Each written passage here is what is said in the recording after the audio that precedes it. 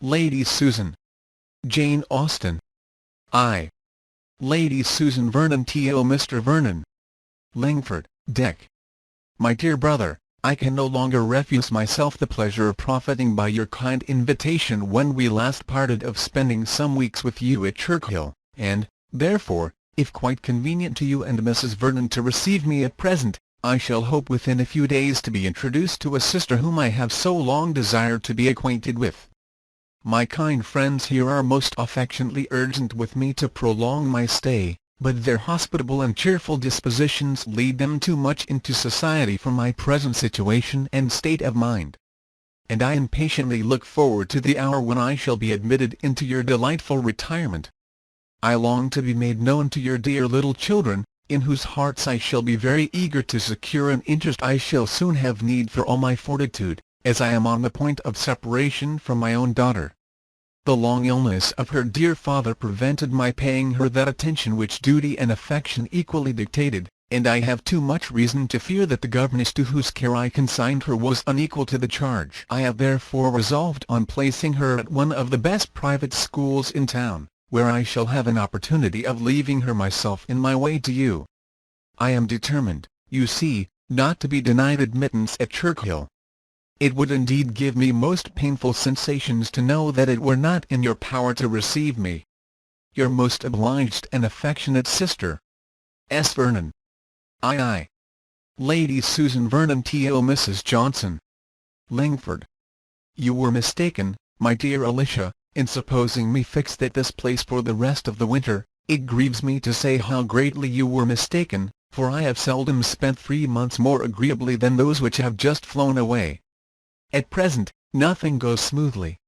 The females of the family are united against me. You foretold how it would be when I first came to Langford, and Mainwaring is so uncommonly pleasing that I was not without apprehensions for myself.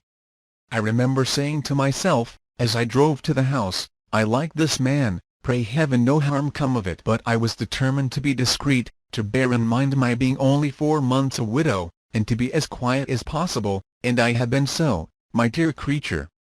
I have admitted no one's attentions but Mainwaring's. I have avoided all general flirtation whatever. I have distinguished no creature besides, of all the numbers resorting hither, except Sir James Martin, on whom I have bestowed a little notice, in order to detach him from Miss Mainwaring. But, if the world could know my motive there they would honour me. I have been called an unkind mother, but it was the sacred impulse of maternal affection, it was the advantage of my daughter that led me on. And if that daughter were not the greatest simpleton on earth, I might have been rewarded for my exertions as I ought. Sir James did make proposals to me for Frederica. But Frederica, who was born to be the torment of my life, chose to set herself so violently against the match that I thought it better to lay aside the scheme for the present. I have more than once repented that I did not marry him myself. And were he but 1 degree less contemptibly weak I certainly should, but I must own myself rather romantic in that respect, and that riches only will not satisfy me. The event of all this is very provoking. Sir James is gone, Maria highly incensed, and Mrs. Mainwaring insupportably jealous. So jealous, in short, and so enraged against me, that, in the fury of her temper, I should not be surprised at her appealing to her guardian, if she had the liberty of addressing him. But there your husband stands, my friend. And the kindest, most amiable action of his life was his throwing her off for ever on her marriage. Keep up his resentment, therefore, I charge you. We are now in a sad state.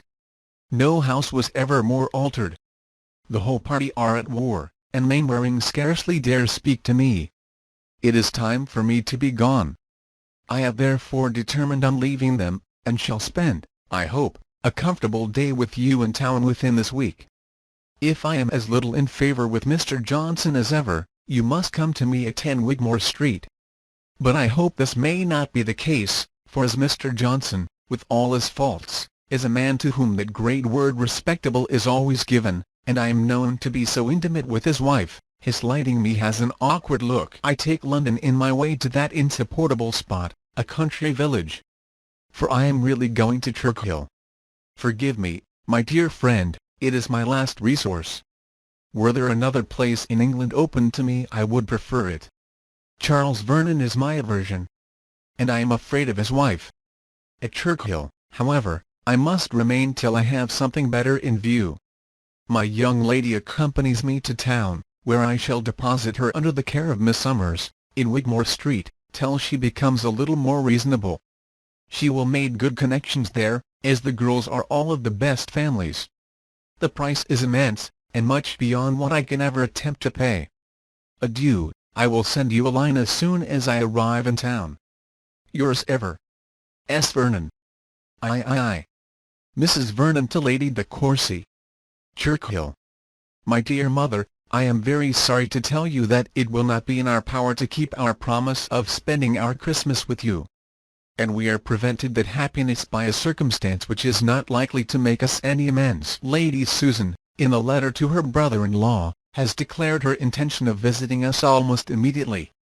And as such a visit is in all probability merely an affair of convenience, it is impossible to conjecture its length.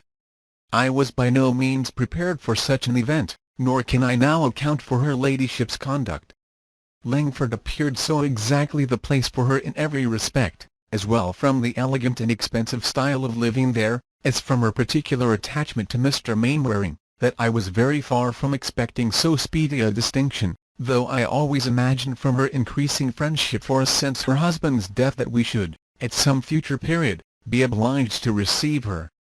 Mr. Vernon, I think, was a great deal too kind to her when he was in Staffordshire. Her behaviour to him, independent of her general character, has been so inexcusably artful and ungenerous since our marriage was first in agitation that no one less amiable and mild than himself could have overlooked it all. And though, as his brother's widow, and in narrow circumstances, it was proper to render her pecuniary assistance, I cannot help thinking his pressing invitation to her to visit us at Churchill perfectly unnecessary. Disposed, however, as he always is to think the best of everyone, her display of grief, and professions of regret, and general resolutions of prudence, were sufficient to soften his heart and make him really confide in her sincerity. But, as for myself, I am still unconvinced, and plausibly as her ladyship has now written, I cannot make up my mind till I better understand her real meaning in coming to us. You may guess, therefore, my dear madam, with what feelings I look forward to her arrival. She will have occasion for all those attractive powers for which she is celebrated to gain any share of my regard.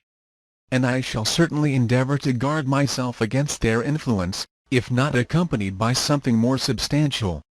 She expresses a most eager desire of being acquainted with me, and makes very gracious mention of my children, but I am not quite weak enough to suppose a woman who has behaved with inattention, if not with unkindness, to her own child, should be attached to any of mine.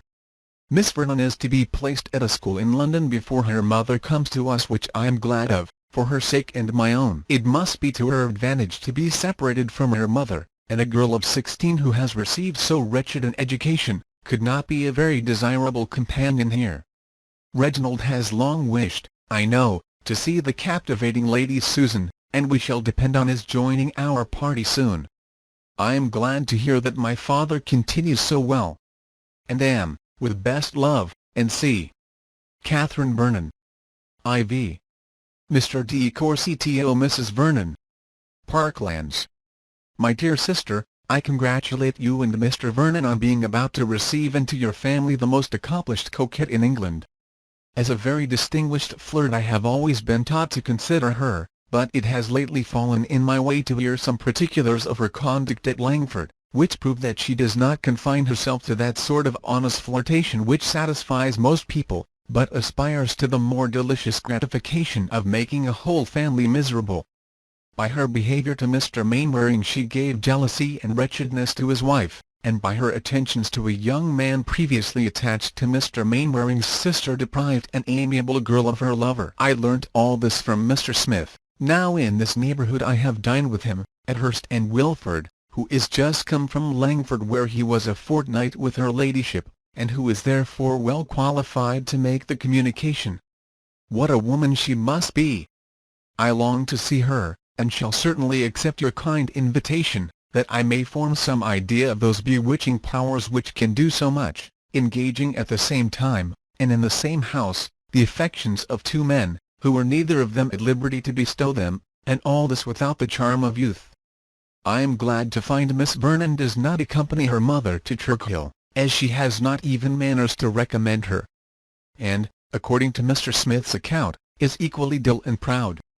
Where pride and stupidity unite there can be no dissimulation worthy notice, and Miss Vernon shall be consigned to unrelenting contempt. But by all that I can gather Lady Susan possesses a degree of captivating deceit which it must be pleasing to witness and detect. I shall be with you very soon, and am ever your affectionate brother, R. de Courcy. V. Lady Susan Vernon to Mrs. Johnson. Churchill. I received your note, my dear Alicia, just before I left town, and rejoiced to be assured that Mr. Johnson suspected nothing of your engagement the evening before. It is undoubtedly better to deceive him entirely, and since he will be stubborn he must be tricked. I arrived here in safety, and have no reason to complain of my reception from Mr. Vernon. But I confess myself not equally satisfied with the behaviour of his lady. She is perfectly well bred, indeed, and has the air of a woman of fashion, but her manners are not such as can persuade me of her being prepossessed in my favour. I wanted her to be delighted at seeing me. I was as amiable as possible on the occasion, but all in vain. She does not like me. To be sure, when we consider that I did take some pains to prevent my brother-in-law's marrying her, this want of cordiality is not very surprising, and yet it shows an illiberal and vindictive spirit to resent a project which influenced me 6 years ago, and which never succeeded at last. I am sometimes disposed to repent that I did not let Charles buy Vernon Castle, when we were obliged to sell it. But it was a trying circumstance, especially as the sale took place exactly at the time of his marriage. And everybody ought to respect the delicacy of those feelings which could not endure that my husband's dignity should be lessened by his younger brother's having possession of the family estate. Could matters have been so arranged as to prevent the necessity of our leaving the castle, could we have lived with Charles and kept him single, I should have been very far from persuading my husband to dispose of it elsewhere. But Charles was on the point of marrying Miss de Courcy, and the event has justified me. Here are children in abundance, and what benefit could have accrued to me from his purchasing Vernon? My having prevented it may perhaps have given his wife an unfavourable impression, but where there is a disposition to dislike, a motive will never be wanting. And as to money matters, it has not withheld him from being very useful to me. I really have a regard for him, he is so easily imposed upon. The house is a good one, the furniture fashionable, and everything announces plenty and elegance. Charles is very rich, I am sure. When a man has once got his name in a banking house he rolls in money. But they do not know what to do with it, keep very little company, and never go to London but on business. We shall be as stupid as possible. I mean to win my sister-in-law's heart through the children. I know all their names already, and am going to attach myself with the greatest sensibility to one in particular, a young Frederick, whom I take on my lap and sigh over for his dear uncle's sake. Poor Mainwaring! I need not tell you how much I miss him, how perpetually he is in my thoughts. I found a dismal letter from him on my arrival here, full of complaints of his wife and sister, and lamentations on the cruelty of his fate. I passed off the letter as his wife's, to the Vernons, and when I write to him it must be under cover to you. Ever yours, S. Vernon. V.I. Mrs. Vernon to Mr. de Courcy. Churchill. Well, my dear Reginald, I have seen this dangerous creature, and must give you some description of her, though I hope you will soon be able to form your own judgment. She is really excessively pretty. However you may choose to question the allurements of a lady no longer young, I must, for my own part, declare that I have seldom seen so lovely a woman as Lady Susan. She is delicately fair, with fine grey eyes and dark eyelashes. And from her appearance one would not suppose her more than 25, though she must in fact be 10 years older. I was certainly not disposed to admire her, though always hearing she was beautiful. But I cannot help feeling that she possesses an uncommon union of symmetry, brilliancy, and grace.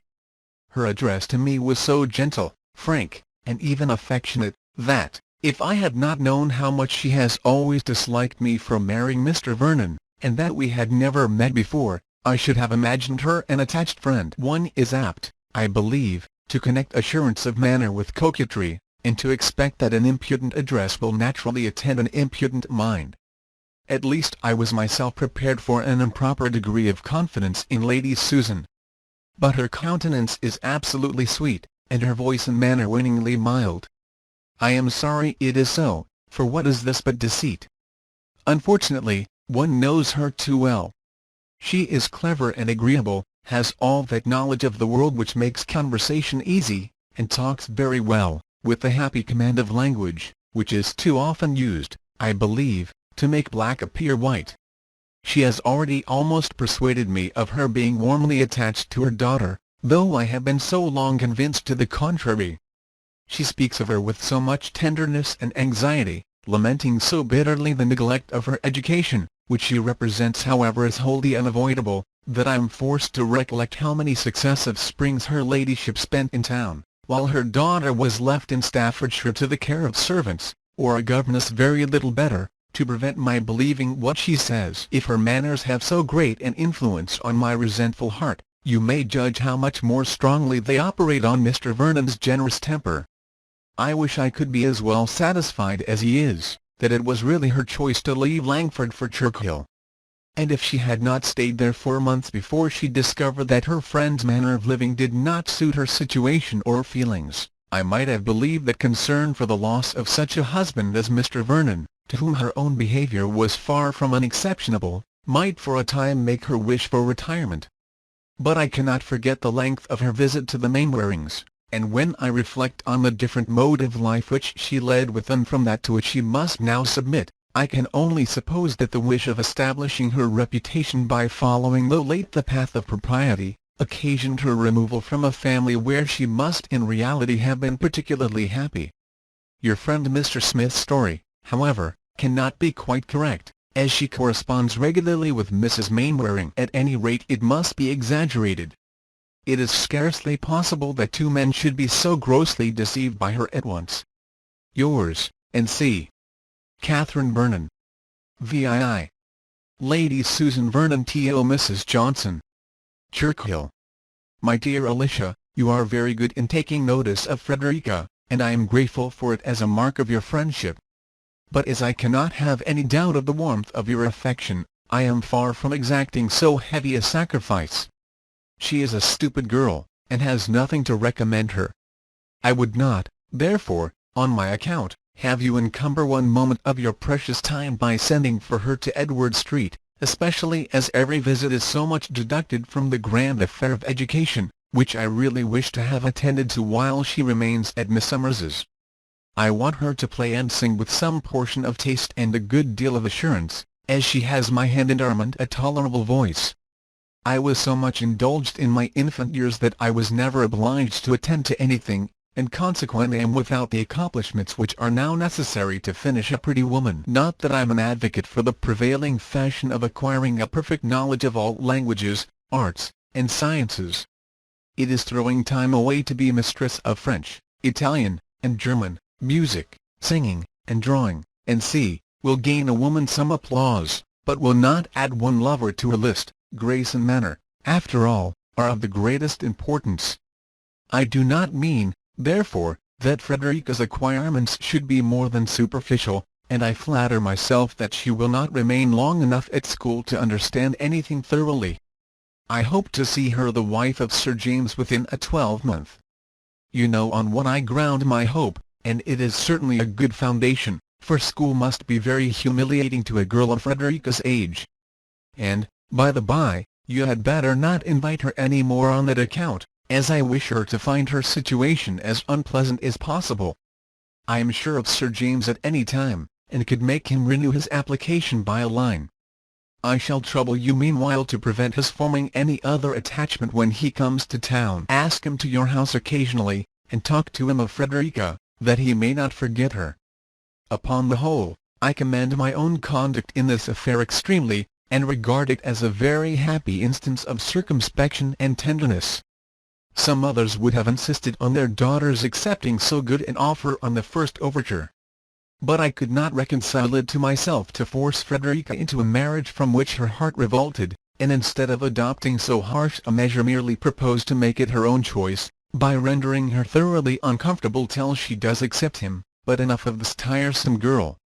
You may well wonder how I contrived to pass my time here, and for the first week it was insufferably dull. Now, however, we begin to mend. Our party is enlarged by Mrs. Vernon's brother, a handsome young man, who promises me some amusement. There is something about him which rather interests me, a sort of sauciness and familiarity which I shall teach him to correct. He is lively, and seems clever, and when I have inspired him with greater respect for me than his sister's kind offices have implanted, he may be an agreeable flirt. There is exquisite pleasure in subduing an insolent spirit, in making a person predetermined to dislike acknowledge one's superiority.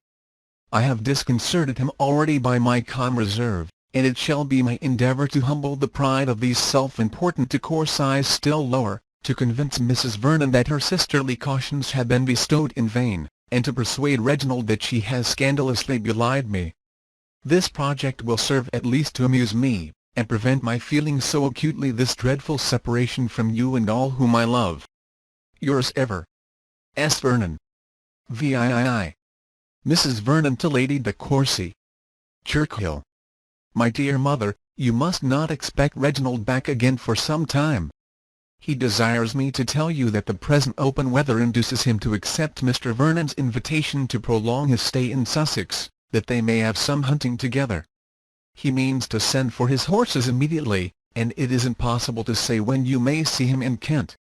I will not disguise my sentiments on this change from you, my dear mother, though I think you had better not communicate them to my father, whose excessive anxiety about Reginald would subject him to an alarm which might seriously affect his health and spirits. Lady Susan has certainly contrived, in the space of a fortnight, to make my brother like her.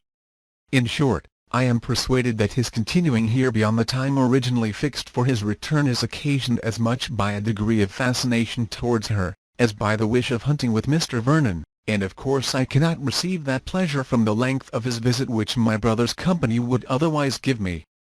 I am, indeed, provoked at the artifice of this unprincipled woman. What stronger proof of her dangerous abilities can be given than this perversion of Reginald's judgment, which when he entered the house was so decidedly against her? In his last letter he actually gave me some particulars of her behaviour at Langford, such as he received from a gentleman who knew her perfectly well, which, if true, must raise abhorrence against her, and which Reginald himself was entirely disposed to credit. His opinion of her, I am sure, was as low as of any woman in England. And when he first came it was evident that he considered her as one entitled neither to delicacy nor respect, and that he felt she would be delighted with the attentions of any man inclined to flirt with her. Her behaviour, I confess, has been calculated to do away with such an idea. I have not detected the smallest impropriety in it, nothing of vanity, of pretension, of levity. And she is altogether so attractive that I should not wonder at his being delighted with her, had he known nothing of her previous to this personal acquaintance. But, against reason, against conviction, to be so well pleased with her, as I am sure he is, does really astonish me. His admiration was at first very strong, but no more than was natural, and I did not wonder at his being much struck by the gentleness and delicacy of her manners. But when he has mentioned her of late it has been in terms of more extraordinary praise. And yesterday he actually said that he could not be surprised at any effect produced on the heart of man by such loveliness and such abilities. And when I lamented, in reply, the badness of her disposition, he observed that whatever might have been her errors they were to be imputed to her neglected education and early marriage, and that she was altogether a wonderful woman. This tendency to excuse her conduct or to forget it, in the warmth of admiration, vexes me. And if I did not know that Reginald is too much at home at Churchill to need an invitation for lengthening his visit, I should regret Mr. Vernon's giving him any. Lady Susan's intentions are of course those of absolute coquetry, or a desire of universal admiration. I cannot for a moment imagine that she has anything more serious in view. But it mortifies me to see a young man of Reginald's sense duped by her at all. I am, N.C. Catherine Vernon. IX. Mrs. Johnson to Lady S. Vernon. Edward Street. My dearest friend, I congratulate you on Mr. de Courcy's arrival, and I advise you by all means to marry him. His father's estate is, we know, considerable, and I believe certainly entailed. Sir Reginald is very infirm, and not likely to stand in your way long. I hear the young man well spoken of. And though no one can really deserve you, my dearest Susan, Mr. de Courcy may be worth having. Mainwaring will storm of course, but you easily pacify him. Besides, the most scrupulous point of honour could not require you to wait for his emancipation. I have seen Sir James. He came to town for a few days last week, and called several times in Edward Street. I talked to him about you and your daughter, and he is so far from having forgotten you, that I am sure he would marry either of you with pleasure. I gave him hopes of Frederica's relenting, and told him a great deal of her improvements. I scolded him for making love to Maria Mainwaring. He protested that he had been only in joke, and we both laughed heartily at her disappointment. And, in short, we're very agreeable. He is as silly as ever. Yours faithfully, Alicia. X. Lady Susan Vernon to Mrs. Johnson. Churchill. I am much obliged to you, my dear friend, for your advice respecting Mr. de Courcy, which I know was given with the full conviction of its expediency. Though I am not quite determined on following it, I cannot easily resolve on anything so serious as marriage, especially as I am not at present in want of money, and might perhaps, till the old gentleman's death, be very little benefited by the match. It is true that I am vain enough to believe it within my reach. I have made him sensible of my power, and can now enjoy the pleasure of triumphing over a mind prepared to dislike me, and prejudiced against all my past actions.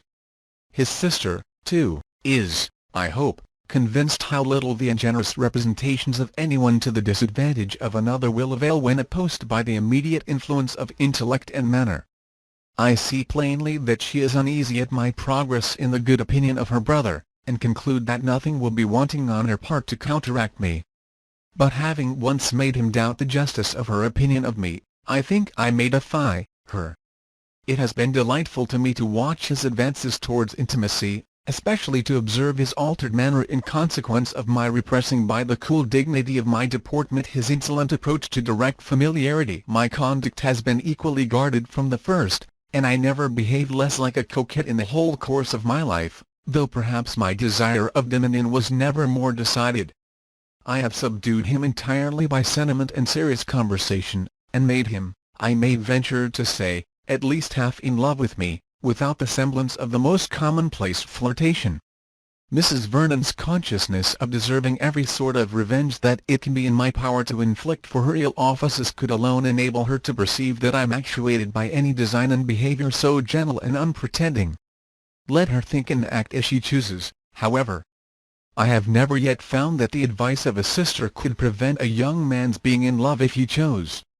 We are advancing now to some kind of confidence, and in short are likely to be engaged in a sort of platonic friendship. On my side you may be sure of its never being more, for if I were not attached to another person as much as I can be to anyone, I should make a point of not bestowing my affection on a man who had dared to think so meanly of me. Reginald has a good figure and is not unworthy the praise you have heard given him, but is still greatly inferior to our friend at Langford. He is less polished, less insinuating than Mainwaring, and is comparatively deficient in the power of saying those delightful things which put one in good humour with oneself and all the world. He is quite agreeable enough, however, to afford me amusement, and to make many of those hours pass very pleasantly which would otherwise be spent in endeavouring to overcome my sister-in-law's reserve, and listening to the insipid talk of her husband. Your account of Sir James is most satisfactory, and I mean to give Miss Frederica a hint of my intentions very soon. Yours, N.C. S. Vernon. Zi. Mrs. Vernon to Lady de Courcy. Churchill. I really grow quite uneasy, my dearest mother, about Reginald, from witnessing the very rapid increase of Lady Susan's influence.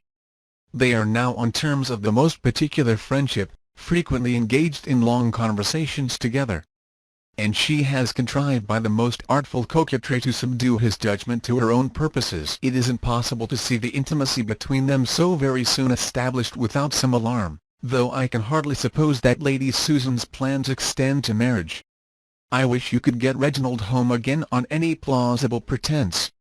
He is not at all disposed to leave us, and I have given him as many hints of my father's precarious state of health as common decency will allow me to do in my own house. Her power over him must now be boundless, as she has entirely effaced all his former ill opinion, and persuaded him not merely to forget but to justify her conduct. Mr. Smith's account of her proceedings at Langford, where he accused her of having made Mr. Mainwaring and a young man engaged to Miss Mainwaring distractedly in love with her, which Reginald firmly believed when he came here, is now, he is persuaded, only a scandalous invention. He has told me so with a warmth of manner which spoke his regret at having believed the contrary himself. How sincerely do I grieve that she ever entered this house! I always looked forward to her coming with uneasiness. But very far was it from originating in anxiety for Reginald. I expected a most disagreeable companion for myself, but could not imagine that my brother would be in the smallest danger of being captivated by a woman with whose principles he was so well acquainted, and whose character he so heartily despised. If you can get him away it will be a good thing. Yours, N.C. Catherine Vernon. XII. Sir Reginald de Courcy to his son. Parklands. I know that young men in general do not admit of any enquiry even from their nearest relations into affairs of the heart, but I hope, my dear Reginald, that you will be superior to such as allow nothing for a father's anxiety, and think themselves privileged to refuse him their confidence and slight his advice. You must be sensible that as an only son, and the representative of an ancient family, your conduct in life is most interesting to your connections. And in the very important concern of marriage especially, there is everything at stake, your own happiness, that of your parents, and the credit of your name. I do not suppose that you would deliberately form an absolute engagement of that nature without acquainting your mother and myself, or at least, without being convinced that we should approve of your choice. But I cannot help fearing that you may be drawn in, by the lady who has lately attached you, to a marriage which the whole of your family, far and near, must highly reprobate. Lady Susan's age is itself a material objection, but her want of character is one so much more serious, that the difference of even 12 years becomes in comparison of small amount. Were you not blinded by a sort of fascination, it would be ridiculous in me to repeat the instances of great misconduct on her side so very generally known. Her neglect of her husband, her encouragement of other men, her extravagance and dissipation, were so gross and notorious that no one could be ignorant of them at the time, nor can now have forgotten them. To our family she has always been represented in softened colours by the benevolence of Mr. Charles Vernon, and yet, in spite of his generous endeavours to excuse her, we know that she did, from the most selfish motives, take all possible pains to prevent his marriage with Catherine. My years and increasing infirmities make me very desirous of seeing you settled in the world. To the fortune of a wife, the goodness of my own will make me indifferent, but her family and character must be equally unexceptionable. When your choice is fixed so that no objection can be made to it, then I can promise you a ready and cheerful consent. But it is my duty to oppose a match which deep art only could render possible, and must in the end make wretched. It is possible her behaviour may arise only from vanity, or the wish of gaining the admiration of a man whom she must imagine to be particularly prejudiced against her. But it is more likely that she should aim at something further. She is poor, and may naturally seek an alliance which must be advantageous to herself. You know your own rights, and that it is out of my power to prevent your inheriting the family estate. My ability of distressing you during my life would be a species of revenge to which I could hardly stoop under any circumstances. I honestly tell you my sentiments and intentions. I do not wish to work on your fears, but on your sense and affection. It would destroy every comfort of my life to know that you were married to Lady Susan Vernon. It would be the death of that honest pride with which I have hitherto considered my son. I should blush to see him, to hear of him, to think of him. I may perhaps do no good but that of relieving my own mind by this letter, but I felt it my duty to tell you that your partiality for Lady Susan is no secret to your friends, and to warn you against her. I should be glad to hear your reasons for disbelieving Mr. Smith's intelligence. You had no doubt of its authenticity a month ago. If you can give me your assurance of having no design beyond enjoying the conversation of a clever woman for a short period, and of yielding admiration only to her beauty and abilities, without being blinded by them to her faults, you will restore me to happiness. But, if you cannot do this, explain to me, at least, what has occasioned so great an alteration in your opinion of her. I am, N.C. Reginald de Courcy. XIII. Lady de Courcy to Mrs. Vernon. Parklands.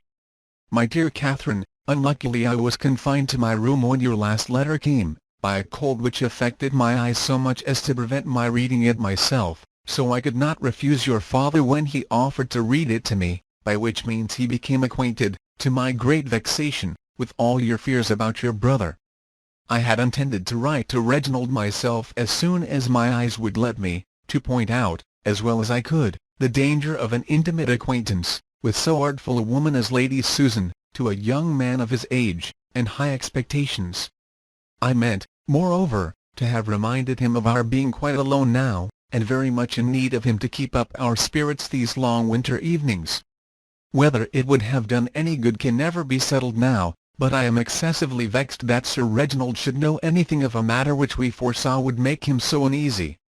He caught all your fears the moment he had read your letter, and I am sure he has not had the business out of his head since. He wrote by the same post to Reginald a long letter full of it all, and particularly asking an explanation of what he may have heard from Lady Susan to contradict the late shocking reports.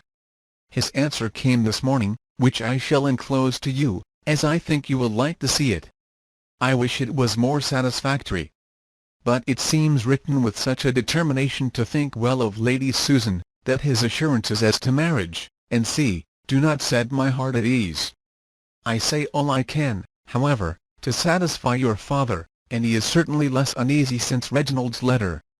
How provoking it is, my dear Catherine, that this unwelcome guest of yours should not only prevent our meeting this Christmas, but be the occasion of so much vexation and trouble.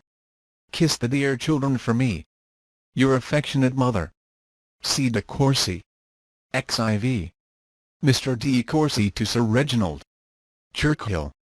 My dear Sir, I have this moment received your letter, which has given me more astonishment than I ever felt before. I am to thank my sister, I suppose, for having represented me in such a light as to injure me in your opinion, and give you all this alarm. I know not why she should choose to make herself and her family uneasy by apprehending an event which no one but herself, I can affirm, would ever have thought possible. To impute such a design to Lady Susan would be taking from her every claim to that excellent understanding which her bitterest enemies have never denied her.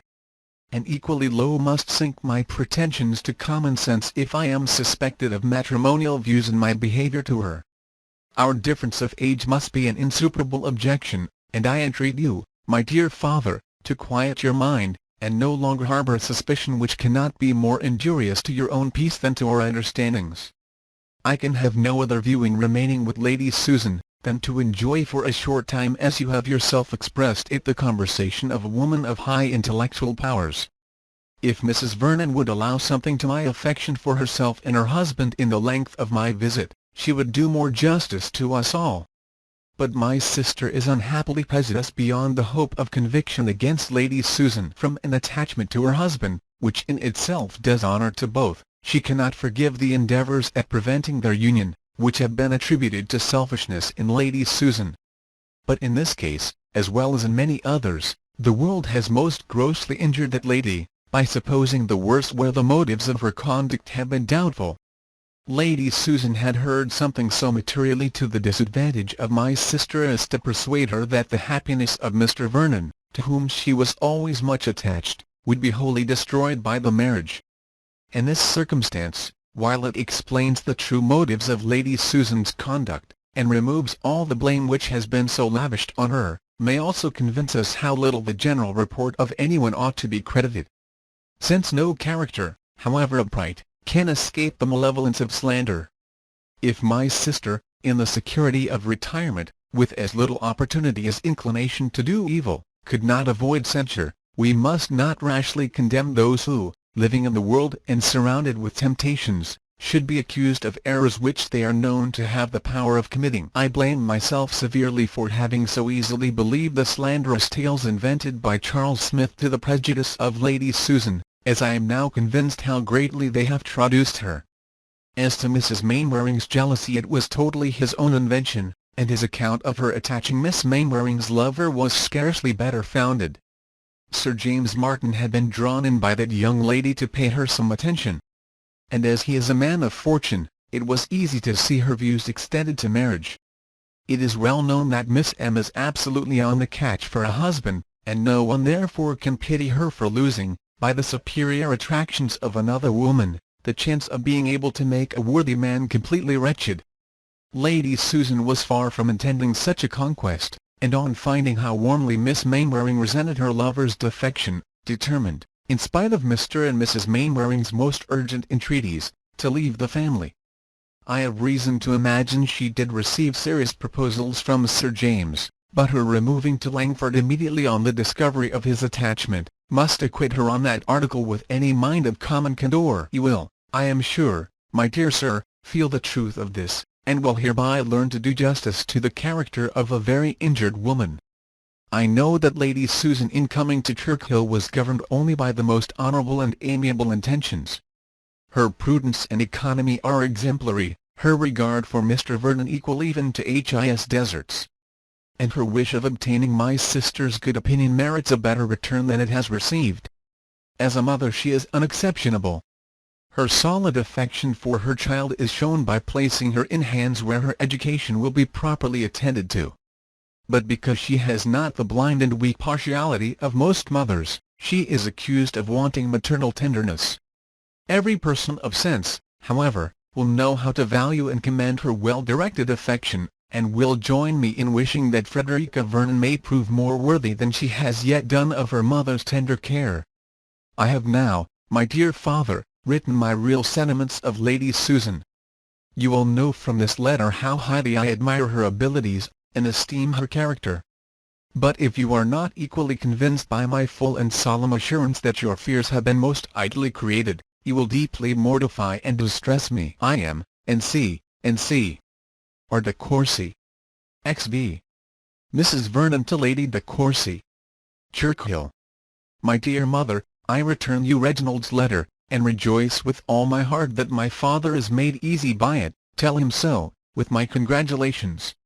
But, between ourselves, I must own it has only convinced Emmy of my brother's having no present intention of marrying Lady Susan, not that he is in no danger of doing so 3 months hence. He gives a very plausible account of her behaviour at Langford. I wish it may be true, but his intelligence must come from herself, and I am less disposed to believe it than to lament the degree of intimacy subsisting between them implied by the discussion of such a subject. I am sorry to have incurred his displeasure, but can expect nothing better while he is so very eager in Lady Susan's justification. He is very severe against me indeed, and yet I hope I have not been hasty in my judgment of her. Poor woman!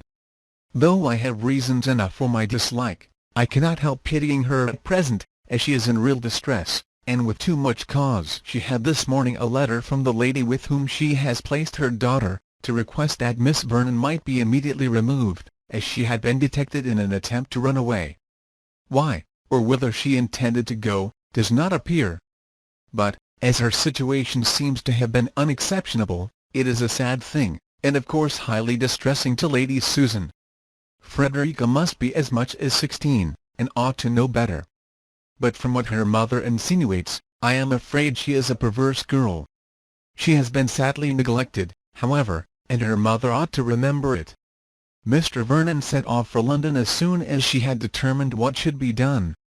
He is, if possible, to prevail on Miss Summers to let Frederica continue with her. And if he cannot succeed, to bring her to Churchill for the present, till some other situation can be found for her.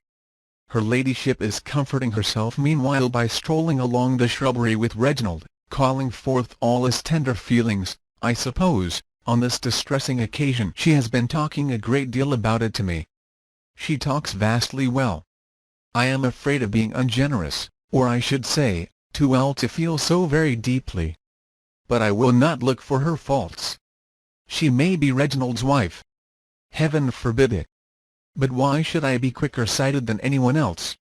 Mr. Vernon declares that he never saw deeper distress than hers, on the receipt of a letter. And is his judgment inferior to mine? She was very unwilling that Frederica should be allowed to come to Churchill, and justly enough, as it seems a sort of reward to behaviour deserving very differently. But it wasn't possible to take her anywhere else, and she is not to remain here long. It will be absolutely necessary, said she, as you, my dear sister, must be sensible, to treat my daughter with some severity while she is here. A most painful necessity, but I will endeavour to submit to it. I am afraid I have often been too indulgent, but my poor Frederica's temper could never bear opposition well. You must support and encourage me. You must urge the necessity of reproof if you see me too lenient. All this sounds very reasonable. Reginald is so incensed against the poor silly girl. Surely it is not to Lady Susan's credit that he should be so bitter against her daughter. His idea of her must be drawn from the mother's description.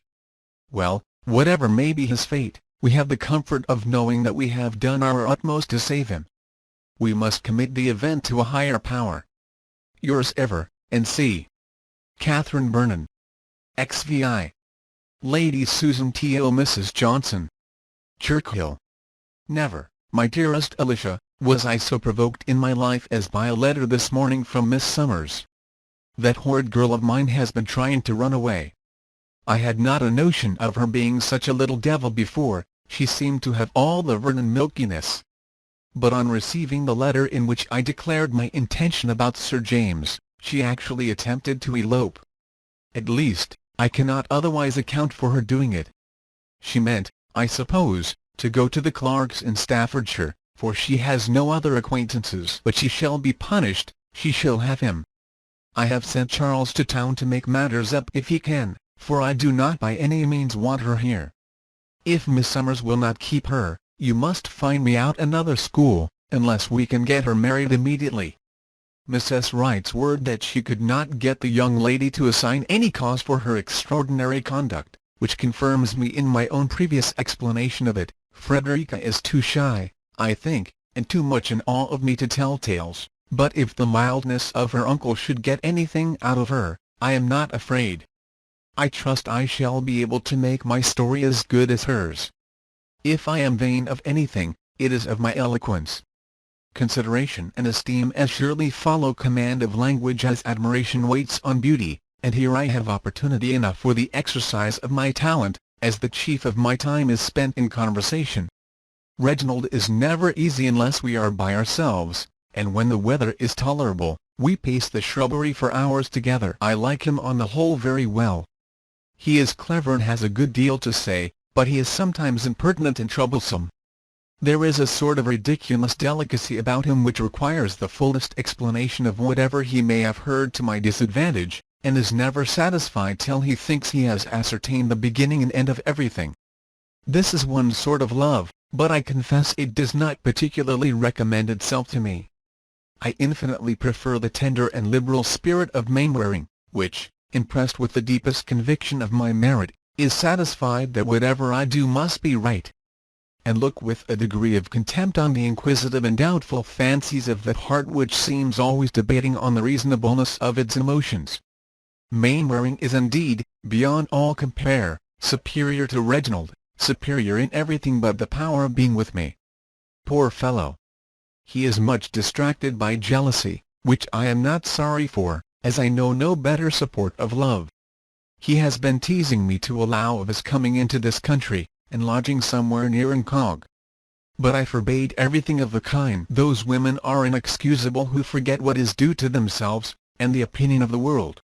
Yours ever, S. Vernon. XVI. Mrs. Vernon to Lady de Courcy. Churchill. My dear mother, Mr. Vernon returned on Thursday night, bringing his niece with him. Lady Susan had received a line from him by that day's post, informing her that Miss Summers had absolutely refused to allow of Miss Vernon's continuance in her academy. We were therefore prepared for her arrival, and expected them impatiently the whole evening. They came while we were at tea, and I never saw any creature look so frightened as Frederica when she entered the room. Lady Susan, who had been shedding tears before, and showing great agitation at the idea of the meeting, received her with perfect self-command, and without betraying the least tenderness of spirit. She hardly spoke to her, and on Frederica's bursting into tears as soon as we were seated, took her out of the room, and did not return for some time. When she did, her eyes looked very red and she was as much agitated as before. We saw no more of her daughter.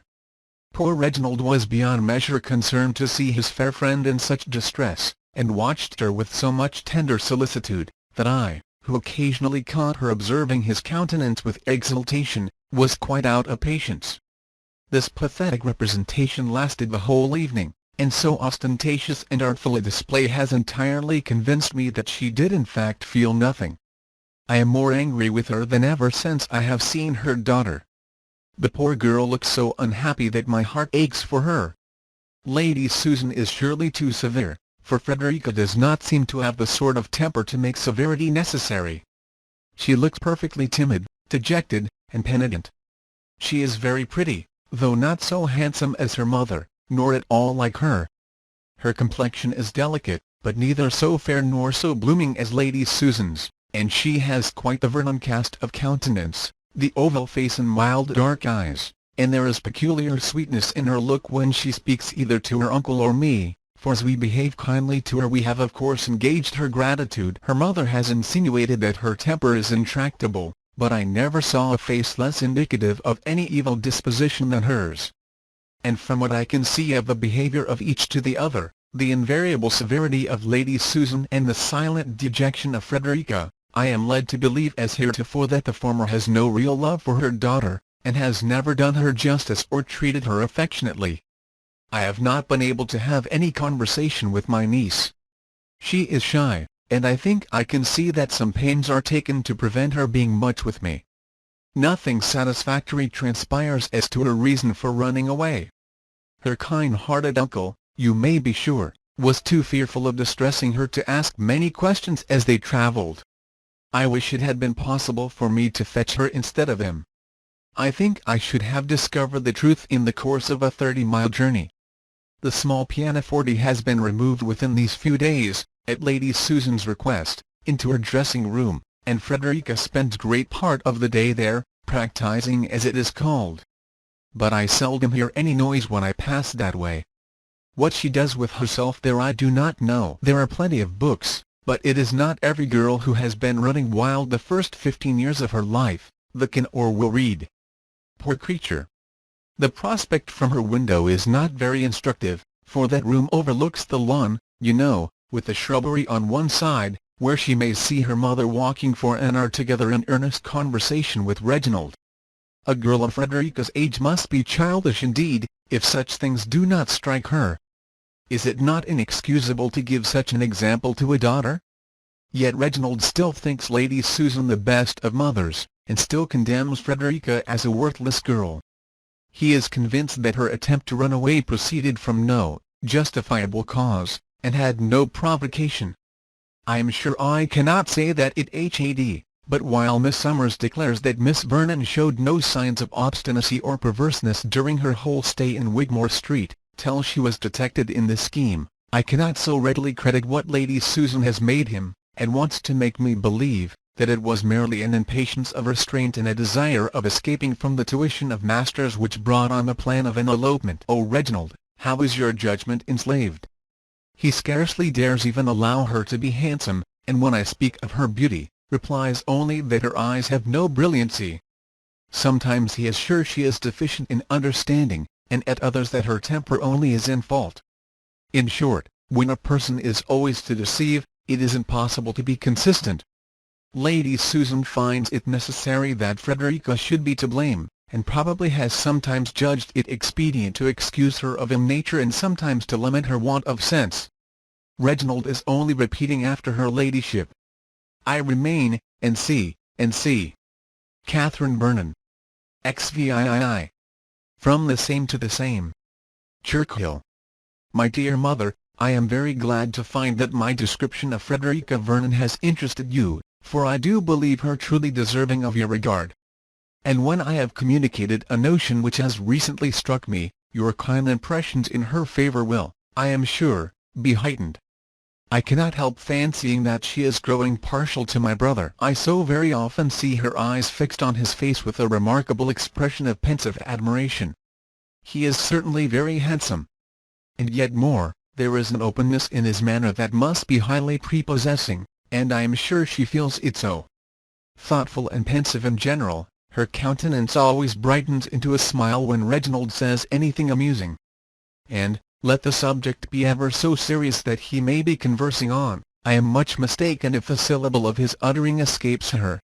I want to make him sensible of all this, for we know the power of gratitude on such a heart as his. And could Frederica's artless affection detach him from her mother, we might bless the day which brought her to Churchill. I think, my dear mother, you would not disapprove of her as a daughter. She is extremely young, to be sure, has had a wretched education, and a dreadful example of levity in her mother. But yet I can pronounce her disposition to be excellent, and her natural abilities very good. Though totally without accomplishments, she is by no means so ignorant as one might expect to find her, being fond of books and spending the chief of her time in reading. Her mother leaves her more to herself than she did, and I have her with me as much as possible, and have taken great pains to overcome her timidity. We are very good friends, and though she never opens her lips before her mother, she talks enough when alone with me to make it clear that, if properly treated by Lady Susan, she would always appear to much greater advantage. There cannot be a more gentle, affectionate heart, or more obliging manners, when acting without restraint. And her little cousins are all very fond of her. Your affectionate daughter, C. Vernon. XIX. Lady Susan to Mrs. Johnson. Churchill. You will be eager, I know, to hear something further of Frederica, and perhaps may think me negligent for not writing before. She arrived with her uncle last Thursday fortnight, when, of course, I lost no time in demanding the cause of her behaviour, and soon found myself to have been perfectly right in attributing it to my own letter. The prospect of it frightened her so thoroughly, that, with a mixture of true girlish perverseness and folly, she resolved on getting out of the house and proceeding directly by the stage to her friends, the Clarks, and had really got as far as the length of 2 streets in her journey when she was fortunately missed, pursued, and overtaken. Such was the first distinguished exploit of Miss Frederica Vernon. And, if we consider that it was achieved at the tender age of 16, we shall have room for the most flattering prognostics of her future renown. I am excessively provoked, however, at the parade of propriety which prevented Miss Summers from keeping the girl. And it seems so extraordinary a piece of nicety, considering my daughter's family connections, that I can only suppose the lady to be governed by the fear of never getting her money. Be that as it may, however, Frederica is returned on my hands, and, having nothing else to employ her, is busy in pursuing the plan of romance begun at Langford. She is actually falling in love with Reginald de Courcy. To disobey her mother by refusing an unexceptionable offer is not enough. Her affections must also be given without her mother's approbation. I never saw a girl of her age bid fair to be the sport of mankind. Her feelings are tolerably acute, and she is so charmingly artless in their display as to afford the most reasonable hope of her being ridiculous, and despised by every man who sees her. Artlessness will never do in love matters. And that girl is born a simpleton who has it either by nature or affectation. I am not yet certain that Reginald sees what she is about, nor is it of much consequence. She is now an object of indifference to him, and she would be one of contempt were he to understand her emotions. Her beauty is much admired by the Vernons, but it has no effect on him. She is in high favour with her aunt altogether, because she is so little like myself, of course. She is exactly the companion for Mrs. Vernon, who dearly loves to be firm, and to have all the sense and all the wit of the conversation to herself. Frederica will never eclipse her. When she first came I was at some pains to prevent her seeing much of her aunt, but have relaxed, as I believe I may depend on her observing the rules I have laid down for their discourse. But do not imagine that with all this lenity I have for a moment given up my plan of her marriage. No. I am unalterably fixed on this point, though I have not yet quite decided on the manner of bringing it about. I should not choose to have the business brought on here, and canvassed by the wise heads of Mr. and Mrs. Vernon. And I cannot just now afford to go to town. Miss Frederica must therefore wait a little. Yours ever, S. Vernon. XX. Mrs. Vernon to Lady de Courcy.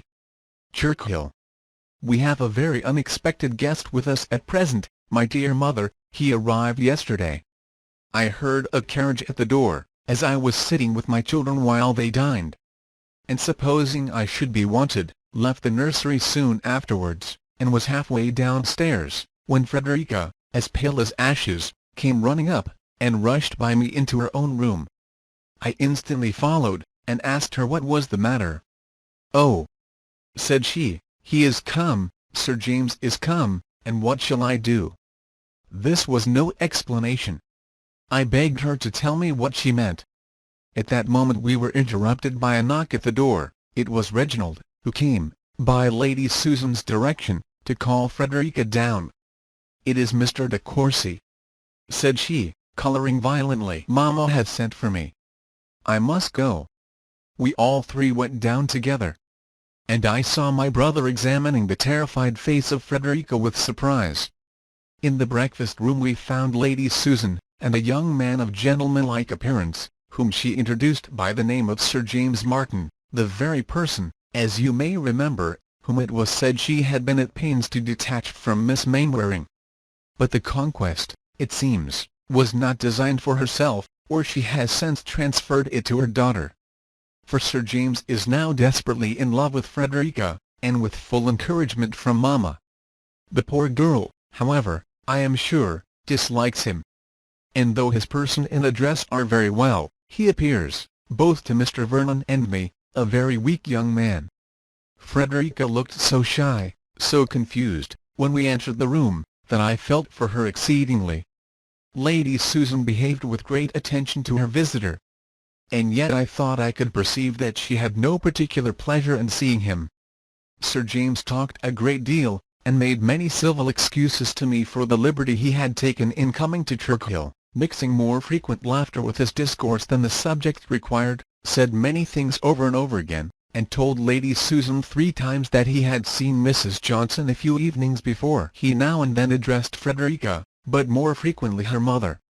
The poor girl sat all this time without opening her lips, her eyes cast down, and her colour varying every instant. While Reginald observed all that passed in perfect silence. At length Lady Susan, weary, I believe, of her situation, proposed walking, and we left the 2 gentlemen together, to put on our pelisses. As we went upstairs Lady Susan begged permission to attend me for a few moments in my dressing-room, as she was anxious to speak with me in private. I led her thither accordingly, and as soon as the door was closed, she said, "I was never more surprised in my life than by Sir James's arrival, and the suddenness of it requires some apology to you, my dear sister. Though to me, as a mother, it is highly flattering. He is so extremely attached to my daughter that he could not exist longer without seeing her. Sir James is a young man of an amiable disposition and excellent character. A little too much of the rattle, perhaps, but a year or 2 will rectify that, and he is in other respects so very eligible a match for Frederica, that I have always observed his attachment with the greatest pleasure, and am persuaded that you and my brother will give the alliance your hearty approbation. I have never before mentioned the likelihood of its taking place to anyone, because I thought that whilst Frederica continued at school it had better not be known to exist. But now, as I am convinced that Frederica is too old ever to submit to school confinement, and have, therefore, begun to consider her union with Sir James as not very distant, I had intended within a few days to acquaint yourself and Mr. Vernon with the whole business. I am sure, my dear sister, you will excuse my remaining silent so long, and agree with me that such circumstances, while they continue from any cause in suspense, cannot be too cautiously concealed. When you have the happiness of bestowing your sweet little Catherine, some years hence, on a man who in connection and character is alike unexceptionable, you will know what I feel now. though, thank heaven, you cannot have all my reasons for rejoicing in such an event. Catherine will be amply provided for, and not, like my Frederica, indebted to a fortunate establishment for the comforts of life." She concluded by demanding my congratulations. I gave them somewhat awkwardly, I believe. For, in fact, the sudden disclosure of so important a matter took from me the power of speaking with any clearness. She thanked me, however, most affectionately, for my kind concern in the welfare of herself and daughter, and then said, "I am not apt to deal in professions, my dear Mrs. Vernon, and I never had the convenient talent of affecting sensations foreign to my heart. And therefore I trust you will believe me when I declare, that much as I had heard in your praise before I knew you, I had no idea that I should ever love you as I now do. And I must further say that your friendship towards me is more particularly gratifying because I have reason to believe that some attempts were made to prejudice you against me. I only wish that they, whoever they are, to whom I am indebted for such kind intentions, could see the terms on which we now are together, and understand the real affection we feel for each other. But I will not detain you any longer. God bless you, for your goodness to me and my girl, and continue to you all your present happiness." What can one say of such a woman, my dear mother? Such earnestness, such solemnity of expression! And yet I cannot help suspecting the truth of everything she says. As for Reginald, I believe he does not know what to make of the matter. When Sir James came, he appeared all astonishment and perplexity. The folly of the young man and the confusion of Frederica entirely engrossed him. And though a little private discourse with Lady Susan has since had its effect, he is still hurt, I am sure, at her allowing of such a man's attentions to her daughter. Sir James invited himself with great composure to remain here a few days, hoped we would not think it odd, was aware of its being very impertinent, but he took the liberty of a relation, and concluded by wishing, with a laugh, that he might be really one very soon. Even Lady Susan seemed a little disconcerted by this forwardness. In her heart I am persuaded she sincerely wished him gone, but something must be done for this poor girl, if her feelings are such as both I and her uncle believe them to be. She must not be sacrificed to policy or ambition, and she must not be left to suffer from the dread of it. The girl whose heart can distinguish Reginald de Courcy, deserves, however he may slight her, a better fate than to be Sir James Martin's wife. As soon as I can get her alone, I will discover the real truth. But she seems to wish to avoid me. I hope this does not proceed from anything wrong, and that I shall not find out I have thought too well of her. Her behaviour to Sir James certainly speaks the greatest consciousness and embarrassment, but I see nothing in it more like encouragement. Adieu, my dear mother. Yours, N.C. C. Vernon. XXI. Miss Vernon to M.R. de Courcy. Sir, I hope you will excuse this liberty. I am forced upon it by the greatest distress, or I should be ashamed to trouble you. I am very miserable about Sir James Martin, and have no other way in the world of helping myself but by writing to you, for I am forbidden even speaking to my uncle and aunt on the subject. And this being the case, I am afraid my applying to you will appear no better than equivocation, and as if I attended to the letter and not the spirit of Mamma's commands. But if you do not take my part and persuade her to break it off, I shall be half distracted, for I cannot bear him. No human being but you could have any chance of prevailing with her. If you will, therefore, have the unspeakably great kindness of taking my part with her, and persuading her to send Sir James away, I shall be more obliged to you than it is possible for me to express. I always disliked him from the first. It is not a sudden fancy, I assure you, sir. I always thought him silly and impertinent and disagreeable, and now he is grown worse than ever. I would rather work for my bread than marry him. I do not know how to apologize enough for this letter. I know it is taking so great a liberty. I am aware how dreadfully angry it will make Mamma, but I remember the risk. I am, sir, your most humble servant. FSV. XXII. Lady Susan to Mrs. Johnson. Churchill. This is insufferable. My dearest friend, I was never so enraged before, and must relieve myself by writing to you, who I know will enter into all my feelings, who should come on Tuesday but Sir James Martin.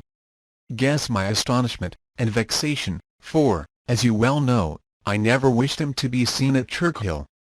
What a pity that you should not have known his intentions. Not content with coming, he actually invited himself to remain here a few days. I could have poisoned him. I made the best of it, however, and told my story with great success to Mrs. Vernon, who, whatever might be her real sentiments, said nothing in opposition to mine. I made a point also of Frederica's behaving civilly to Sir James, and gave her to understand that I was absolutely determined on her marrying him. She said something of her misery, but that was all. I have for some time been more particularly resolved on the match from seeing the rapid increase of her affection for Reginald, and from not feeling secure that a knowledge of such affection might not in the end awaken a return.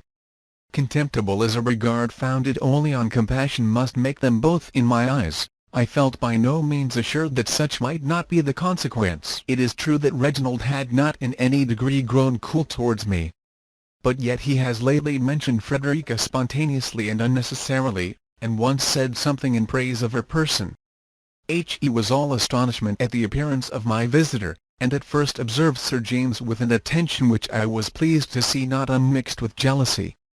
But unluckily it was impossible for me really to torment him, as Sir James, though extremely gallant to me, very soon made the whole party understand that his heart was devoted to my daughter. I had no great difficulty in convincing de Courcy, when we were alone, that I was perfectly justified, all things considered, in desiring the match. And the whole business seemed most comfortably arranged. They could none of them help perceiving that Sir James was no Solomon, but had positively forbidden Frederica complaining to Charles Vernon or his wife, and they had therefore no pretence for interference. Though my impertinent sister, I believe, wanted only opportunity for doing so. Everything, however, was going on calmly and quietly. And, though I counted the hours of Sir James's stay, my mind was entirely satisfied with the posture of affairs. Guess, then, what I must feel at the sudden disturbance of all my schemes. And that, too, from a quarter where I had least reason to expect it. Reginald came this morning into my dressing-room with a very unusual solemnity of countenance, and after some preface informed me in so many words that he wished to reason with me on the impropriety and unkindness of allowing Sir James Martin to address my daughter contrary to her inclinations.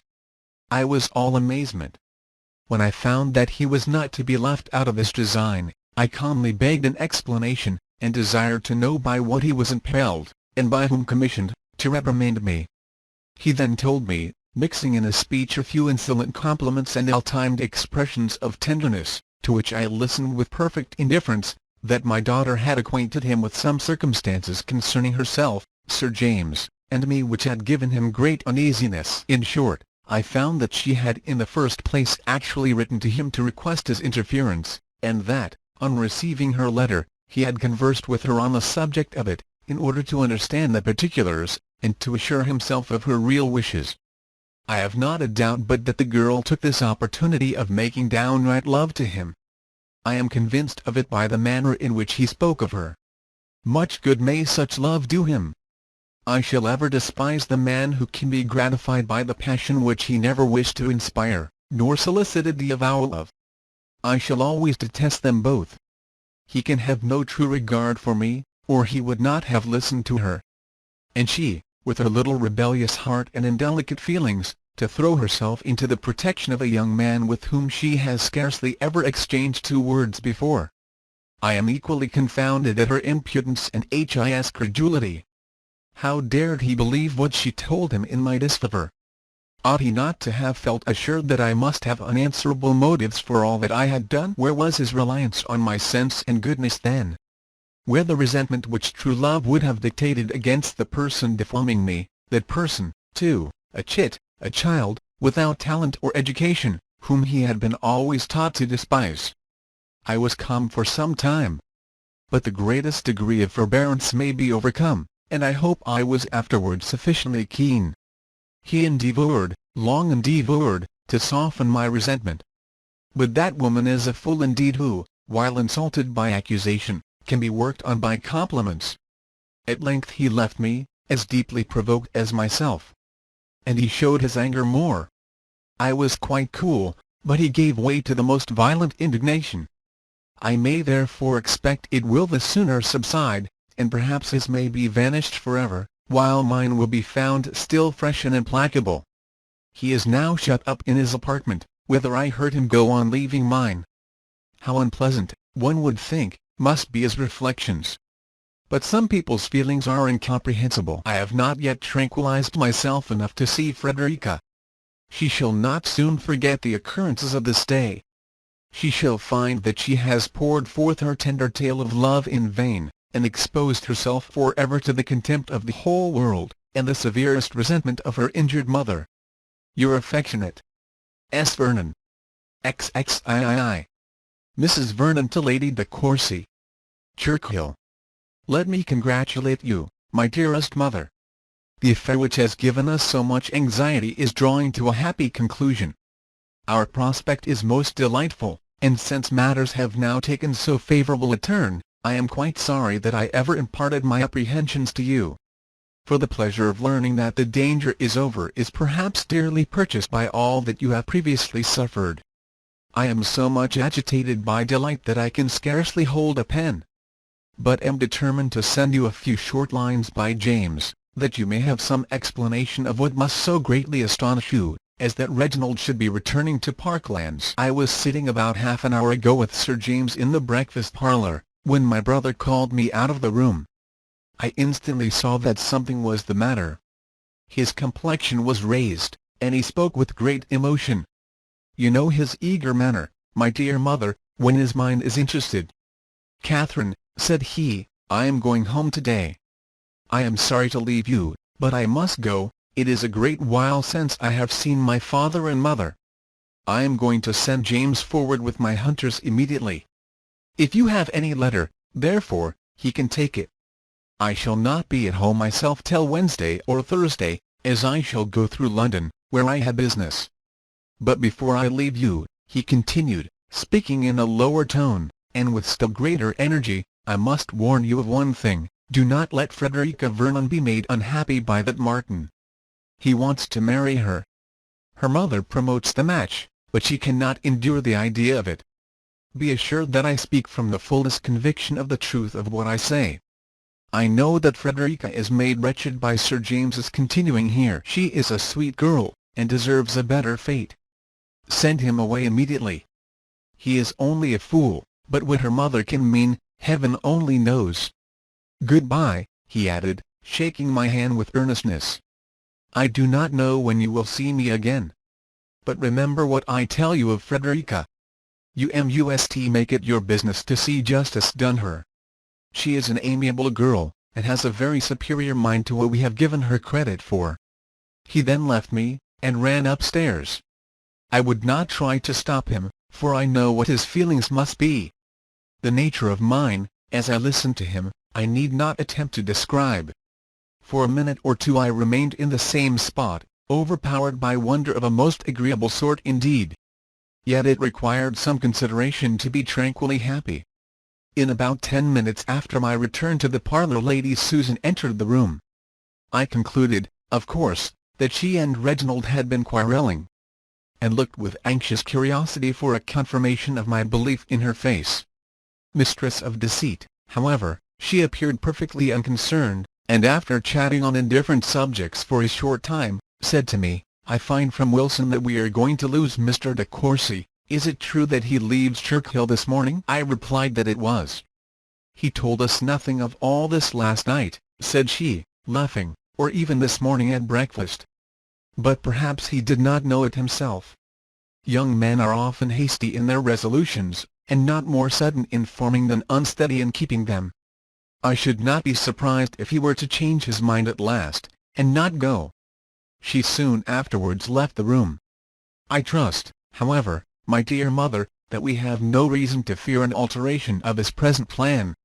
Things have gone too far. They must have quarrelled, and about Frederica, too. Her calmness astonishes me. What delight will be yours in seeing him again! In seeing him still worthy your esteem, still capable of forming your happiness. When I next write I shall be able to tell you that Sir James is gone, Lady Susan vanquished, and Frederica at peace.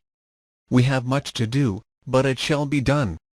I am all impatience to hear how this astonishing change was effected. I finish as I began, with the warmest congratulations. Yours ever, N.C. Cath. Vernon. XXIV. From the same to the same. Churchill. Little did I imagine, my dear mother, when I sent off my last letter, that the delightful perturbation of spirits I was then in would undergo so speedy, so melancholy a reverse. I never can sufficiently regret that I wrote to you at all. Yet who could have foreseen what has happened? My dear mother, every hope which made me so happy only 2 hours ago has vanished. The quarrel between Lady Susan and Reginald is made up, and we are all as we were before. One point only is gained. Sir James Martin is dismissed. What are we now to look forward to? I am indeed disappointed. Reginald was all but gone, his horse was ordered and all but brought to the door. Who would not have felt safe? For half an hour I was in momentary expectation of his departure. After I had sent off my letter to you, I went to Mr. Vernon, and sat with him in his room talking over the whole matter, and then determined to look for Frederica, whom I had not seen since breakfast. I met her on the stairs, and saw that she was crying. "My dear aunt," said she, "he is going, Mr. de Courcy is going, and it is all my fault. I am afraid you will be very angry with me, but indeed I had no idea it would end so." "My love," I replied, "do not think it necessary to apologize to me on that account. I shall feel myself under an obligation to anyone who is the means of sending my brother home, because, recollecting myself, I know my father wants very much to see him. But what is it you have done to occasion all this?" She blushed deeply as she answered, "I was so unhappy about Sir James that I could not help. I have done something very wrong, I know. But you have not an idea of the misery I have been in, and Mamma had ordered me never to speak to you or my uncle about it, and you therefore spoke to my brother to engage his interference," said I, to save her the explanation. "No, but I wrote to him, I did indeed. I got up this morning before it was light, and was 2 hours about it. And when my letter was done I thought I never should have courage to give it. After breakfast however, as I was going to my room, I met him in the passage, and then, as I knew that everything must depend on that moment, I forced myself to give it. He was so good as to take it immediately. I dared not look at him, and ran away directly. I was in such a fright I could hardly breathe. My dear aunt, you do not know how miserable I have been." "Frederica," said I, "you ought to have told me all your distresses. You would have found in me a friend always ready to assist you. Do you think that your uncle or I should not have espoused your cause as warmly as my brother?" "Indeed, I did not doubt your kindness," said she, colouring again, "but I thought Mr. de Courcy could do anything with my mother. But I was mistaken, they have had a dreadful quarrel about it, and he is going away. Mamma will never forgive me, and I shall be worse off than ever." "No, you shall not," I replied. "In such a point as this your mother's prohibition ought not to have prevented your speaking to me on the subject. She has no right to make you unhappy, and she shall not do it. Your applying, however, to Reginald can be productive only of good to all parties. I believe it is best as it is. Depend upon it that you shall not be made unhappy any longer." At that moment how great was my astonishment at seeing Reginald come out of Lady Susan's dressing-room. My heart misgave me instantly. His confusion at seeing me was very evident. Frederica immediately disappeared. "Are you going?" I said. "You will find Mr. Vernon in his own room." "No, Catherine," he replied, "I am not going. Will you let me speak to you a moment?" We went into my room. "I find," he continued, his confusion increasing as he spoke, "that I have been acting with my usual foolish impetuosity. I have entirely misunderstood Lady Susan, and was on the point of leaving the house under a false impression of her conduct. There has been some very great mistake. We have been all mistaken, I fancy. Frederica does not know her mother. Lady Susan means nothing but her good, but you will not make a friend of her. Lady Susan does not always know, therefore, what will make her daughter happy. Besides, I could have no right to interfere. Miss Vernon was mistaken in applying to me. In short, Catherine, everything has gone wrong, but it is now all happily settled. Lady Susan, I believe, wishes to speak to you about it, if you are at leisure." "Certainly," I replied, deeply sighing at the recital of so lame a story. I made no comments, however, for words would have been vain. Reginald was glad to get away, and I went to Lady Susan, curious, indeed, to hear her account of it. "Did I not tell you," said she with a smile, "that your brother would not leave us after all?" "You did, indeed," replied I very gravely. "But I flattered myself you would be mistaken." "I should not have hazarded such an opinion," returned she, "if it had not at that moment occurred to me that his resolution of going might be occasioned by a conversation in which we had been this morning engaged, and which had ended very much to his dissatisfaction, from our not rightly understanding each other's meaning." This idea struck me at the moment, and I instantly determined that an accidental dispute, in which I might probably be as much to blame as himself, should not deprive you of your brother. If you remember, I left the room almost immediately. I was resolved to lose no time in clearing up those mistakes as far as I could. The case was this: Frederica had set herself violently against marrying Sir James. "And can your ladyship wonder that she should?" cried I with some warmth. "Frederica has an excellent understanding, and Sir James has none." "I am at least very far from regretting it, my dear sister," said she. "On the contrary, I am grateful for so favourable a sign of my daughter's sense. Sir James is certainly below par. His boyish manners make him appear worse. And had Frederica possessed the penetration and the abilities which I could have wished in my daughter, or had I even known her to possess as much as she does, I should not have been anxious for the match. It is odd that you should alone be ignorant of your daughter's sense. Frederica never does justice to herself. Her manners are shy and childish, and besides she is afraid of me. During her poor father's life she was a spoiled child. The severity which it has since been necessary for me to show has alienated her affection. Neither has she any of that brilliancy of intellect, that genius or vigour of mind which will force itself forward. Say rather that she has been unfortunate in her education. Heaven knows, my dearest Mrs. Vernon, how fully I am aware of that. But I would wish to forget every circumstance that might throw blame on the memory of one whose name is sacred with me." Here she pretended to cry. I was out of patience with her. "But what," said I, "was your ladyship going to tell me about your disagreement with my brother?" "It originated in an action of my daughter's, which equally marks her want of judgment and the unfortunate dread of me I have been mentioning. She wrote to Mr. de Courcy." "I know she did." "You had forbidden her speaking to Mr. Vernon or to me on the cause of her distress. What could she do, therefore, but apply to my brother?" "Good God!" she exclaimed, "what an opinion you must have of me! Can you possibly suppose that I was aware of her unhappiness? That it was my object to make my own child miserable, and that I had forbidden her speaking to you on the subject from a fear of your interrupting the diabolical scheme?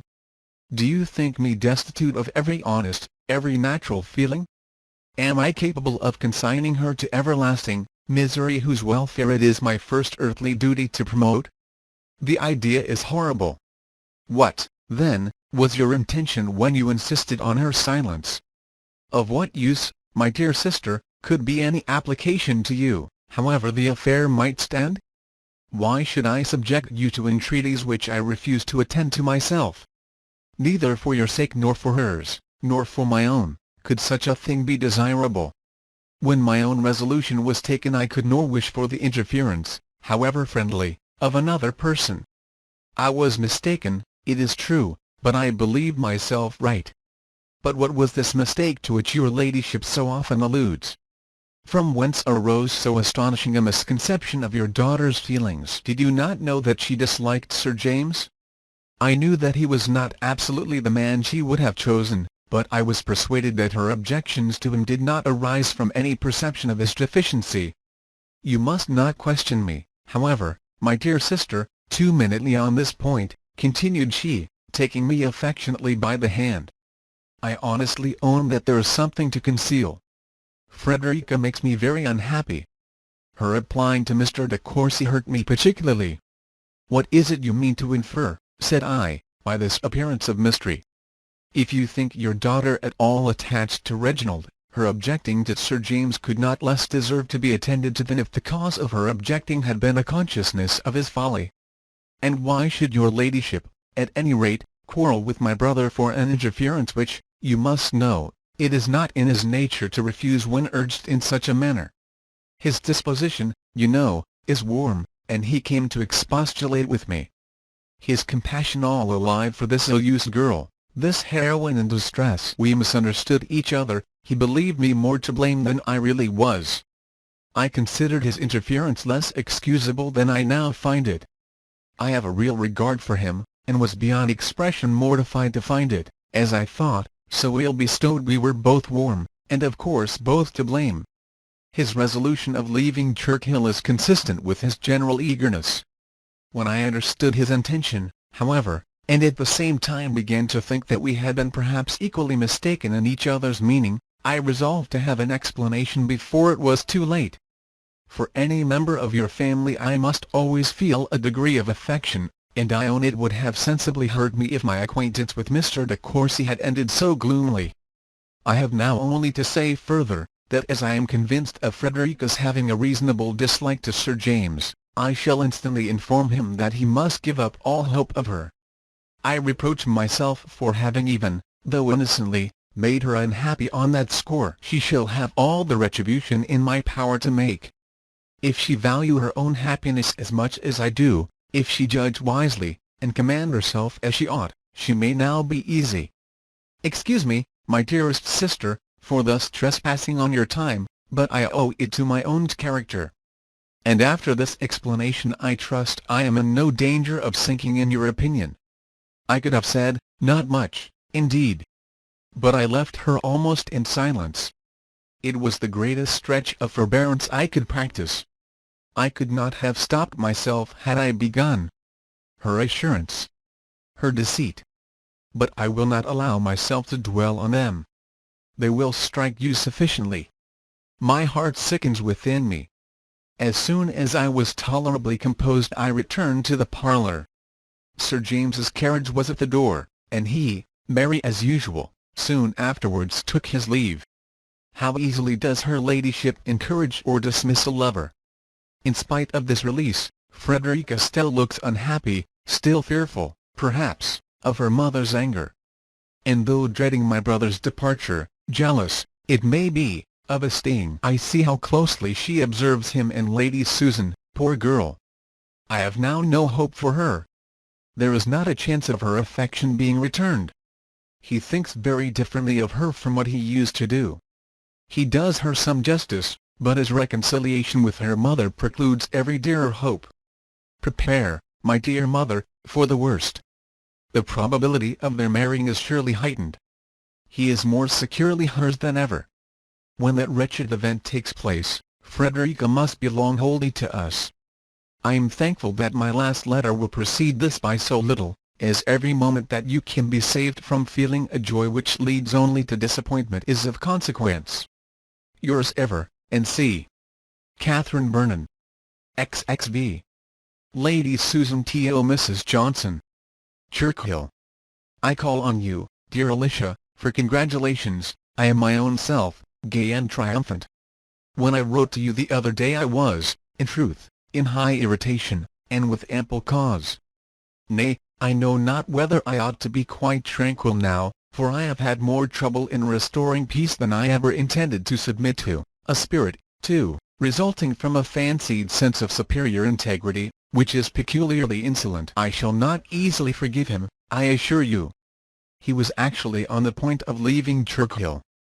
I had scarcely concluded my last, when Wilson brought me word of it. I found, therefore, that something must be done. For I did not choose to leave my character at the mercy of a man whose passions are so violent and so revengeful. It would have been trifling with my reputation to allow of his departing with such an impression in my disfavour. In this light, condescension was necessary. I sent Wilson to say that I desired to speak with him before he went. He came immediately. The angry emotions which had marked every feature when we last parted were partially subdued. He seemed astonished at the summons, and looked as if half wishing and half fearing to be softened by what I might say. If my countenance expressed what I aimed at, it was composed and dignified. And yet, with a degree of pensiveness which might convince him that I was not quite happy. "I beg your pardon, sir, for the liberty I have taken in sending for you," said I.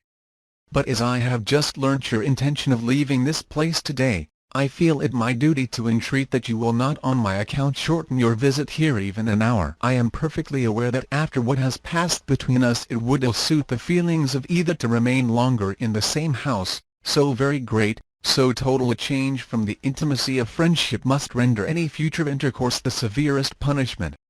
And your resolution of quitting Churchill is undoubtedly in unison with our situation, and with those lively feelings which I know you to possess. But, at the same time, it is not for me to suffer such a sacrifice as it must be to leave relations to whom you are so much attached, and are so dear. My remaining here cannot give that pleasure to Mr. and Mrs. Vernon which your society must. And my visit has already perhaps been too long. My removal, therefore, which must, at any rate, take place soon, may, with perfect convenience, be hastened. And I make it my particular request that I may not in any way be instrumental in separating a family so affectionately attached to each other. Where I go is of no consequence to anyone. A very little to myself. But you are of importance to all your connections." Here I concluded, and I hope you will be satisfied with my speech. Its effect on Reginald justifies some portion of vanity, for it was no less favourable than instantaneous. Oh, how delightful it was to watch the variations of his countenance while I spoke! To see the struggle between returning tenderness and the remains of displeasure. There is something agreeable in feelings so easily worked on. Not that I envy him their possession, nor would, for the world, have such myself. But they are very convenient when one wishes to influence the passions of another.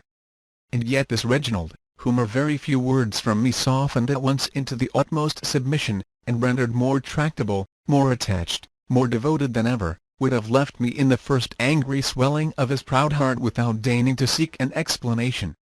Humbled as he now is, I cannot forgive him such an instance of pride, and am doubtful whether I ought not to punish him by dismissing him at once after this reconciliation, or by marrying and teasing him forever. But these measures are each too violent to be adopted without some deliberation. At present my thoughts are fluctuating between various schemes. I have many things to compass. I must punish Frederica, and pretty severely too, for her application to Reginald. I must punish him for receiving it so favourably, and for the rest of his conduct. I must torment my sister-in-law for the insolent triumph of her look and manner since Sir James has been dismissed. For, in reconciling Reginald to me, I was not able to save that ill-fated young man. And I must make myself amends for the humiliation to which I have stooped within these few days. To effect all this I have various plans. I have also an idea of being soon in town. And whatever may be my determination as to the rest, I shall probably put that project in execution. For London will be always the fairest field of action, however my views may be directed. And at any rate I shall there be rewarded by your society, and a little dissipation, for a 10 weeks' penance at Churchill. I believe I owe it to my character to complete the match between my daughter and Sir James after having so long intended it. Let me know your opinion on this point. Flexibility of mind, a disposition easily biased by others, is an attribute which you know I am not very desirous of obtaining. Nor has Frederica any claim to the indulgence of her notions at the expense of her mother's inclinations. Her idle love for Reginald, too. It is surely my duty to discourage such romantic nonsense. All things considered, therefore, it seems incumbent on me to take her to town and marry her immediately to Sir James. When my own will is affected contrary to his, I shall have some credit in being on good terms with Reginald, which at present, in fact, I have not. For though he is still in my power, I have given up the very article by which our quarrel was produced, and at best the honour of victory is doubtful. Send me your opinion on all these matters, my dear Alicia, and let me know whether you can get lodgings to suit me within a short distance of you. Your most attached S. Vernon. XXVI. Mrs. Johnson to Lady Susan. Edward Street. I am gratified by your reference, and this is my advice, that you come to town yourself, without loss of time, but that you leave Frederica behind.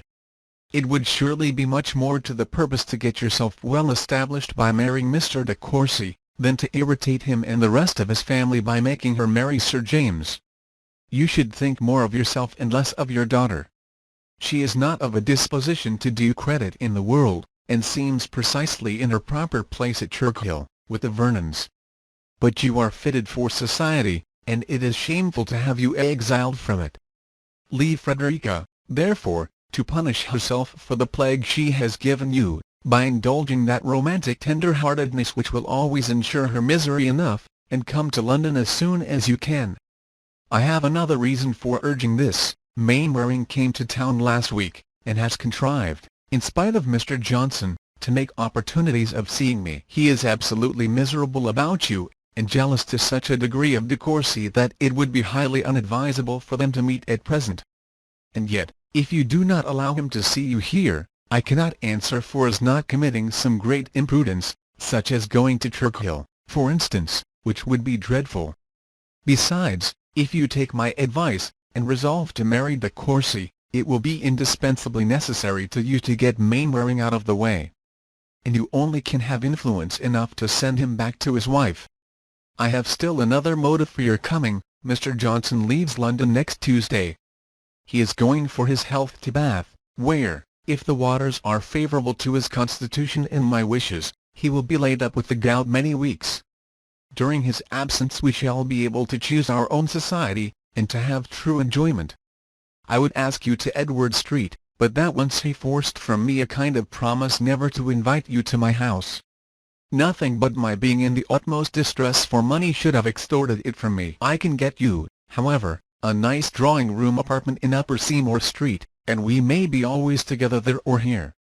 For I consider my promise to Mr. Johnson as comprehending only, at least in his absence, your not sleeping in the house. Poor Mainwaring gives me such histories of his wife's jealousy. Silly woman to expect constancy from so charming a man. But she always was silly, intolerably so in marrying him at all, she the heiress of a large fortune and he without a shilling. One title, I know, she might have had, besides baronets. Her folly in forming the connection was so great that, though Mr. Johnson was her guardian, and I do not in general share his feelings, I never can forgive her. Adieu. Yours ever, Alicia. XXVII. Mrs. Vernon to Lady de Courcy. Churchill. This letter, my dear mother, will be brought you by Reginald. His long visit is about to be concluded at last, but I fear the separation takes place too late to do us any good. She is going to London to see her particular friend, Mrs. Johnson. It was at first her intention that Frederica should accompany her, for the benefit of masters, but we overruled her there. Frederica was wretched in the idea of going, and I could not bear to have her at the mercy of her mother. Not all the masters in London could compensate for the ruin of her comfort. I should have feared, too, for her health, and for everything but her principles. There I believe she is not to be injured by her mother, or her mother's friends. But with those friends she must have mixed a very bad set, I doubt not, or have been left in total solitude, and I can hardly tell which would have been worse for her. If she is with her mother, moreover, she must, alas, in all probability be with Reginald, and that would be the greatest evil of all. Here we shall in time be in peace, and our regular employments, our books and conversations, with exercise, the children, and every domestic pleasure in my power to procure her, will, I trust, gradually overcome this youthful attachment. I should not have a doubt of it were she slighted for any other woman in the world than her own mother. How long Lady Susan will be in town, or whether she returns here again, I know not. I could not be cordial in my invitation, but if she chooses to come, no want of cordiality on my part will keep her away. I could not help asking Reginald if he intended being in London this winter, as soon as I found her ladyship's steps would be bent thither. and though he professed himself quite undetermined, there was something in his look and voice as he spoke which contradicted his words. "I have done with lamentation. I look upon the event as so far decided that I resign myself to it in despair. If he leaves you soon for London, everything will be concluded. Your affectionate, and C. Vernon. XXVII. Mrs. Johnson to Lady Susan. Edward Street. My dearest friend, I write in the greatest distress. The most unfortunate event has just taken place. Mr. Johnson has hit on the most effectual manner of plaguing us all. He had heard, I imagine, by some means or other, that you were soon to be in London, and immediately contrived to have such an attack of the gout as must at least delay his journey to Bath, if not wholly prevent it. I am persuaded the gout is brought on or kept off at pleasure. It was the same when I wanted to join the Hamiltons to the Lakes. And 3 years ago, when I had a fancy for Bath, nothing could induce him to have a gouty symptom. I am pleased to find that my letter had so much effect on you, and that de Courcy is certainly your own. Let me hear from you as soon as you arrive, and in particular tell me what you mean to do with Mainwaring. It is impossible to say when I shall be able to come to you. My confinement must be great. It is such an abominable trick to be ill here instead of at Bath that I can scarcely command myself at all. At Bath his old aunts would have nursed him, but here it all falls upon me. And he bears pain with such patience that I have not the common excuse for losing my temper. Yours ever, Alicia. XXIX. Lady Susan Vernon to Mrs. Johnson. Upper Seymour Street. My dear Alicia, there needed not this last fit of the gout to make me detest Mr. Johnson, but now the extent of my aversion is not to be estimated. To have you confined as nurse in his apartment. My dear Alicia, of what a mistake were you guilty in marrying a man of his age. Just old enough to be formal, ungovernable, and to have the gout. Too old to be agreeable, too young to die. I arrived last night about 5, had scarcely swallowed my dinner when Mainwaring made his appearance. I will not dissemble what real pleasure his sight afforded me, nor how strongly I felt the contrast between his person and manners and those of Reginald, to the infinite disadvantage of the latter. For an hour or two I was even staggered in my resolution of marrying him, and though this was too idle and nonsensical an idea to remain long on my mind, I do not feel very eager for the conclusion of my marriage, nor look forward with much impatience to the time when Reginald, according to our agreement, is to be in town. I shall probably put off his arrival under some pretence or other. He must not come till Mainwaring is gone. I am still doubtful at times as to marrying. If the old man would die I might not hesitate, but a state of dependence on the caprice of Sir Reginald will not suit the freedom of my spirit. And if I resolve to wait for that event, I shall have excuse enough at present in having been scarcely 10 months a widow. I have not given Mainwaring any hint of my intention, or allowed him to consider my acquaintance with Reginald as more than the commonest flirtation, and he is tolerably appeased. Adieu, till we meet. I am enchanted with my lodgings. Yours ever, S. Vernon. XXX. Lady Susan Vernon to Mr. de Courcy. Upper Seymour Street. I have received your letter, and though I do not attempt to conceal that I am gratified by your impatience for the hour of meeting, I yet feel myself under the necessity of delaying that hour beyond the time originally fixed. Do not think me unkind for such an exercise of my power, nor accuse me of instability without first hearing my reasons. In the course of my journey from Churchill I had ample leisure for reflection on the present state of our affairs, and every review has served to convince me that they require a delicacy and cautiousness of conduct to which we have hitherto been too little attentive. We have been hurried on by our feelings to a degree of precipitation which ill accords with the claims of our friends or the opinion of the world. We have been unguarded in forming this hasty engagement, but we must not complete the imprudence by ratifying it while there is so much reason to fear the connection would be opposed by those friends on whom you depend. It is not for us to blame any expectations on your father's side of your marrying to advantage. Where possessions are so extensive as those of your family, the wish of increasing them, if not strictly reasonable, is too common to excite surprise or resentment. He has a right to require a woman of fortune in his daughter-in-law, and I am sometimes quarrelling with myself for suffering you to form a connection so imprudent. But the influence of reason is often acknowledged too late by those who feel like me.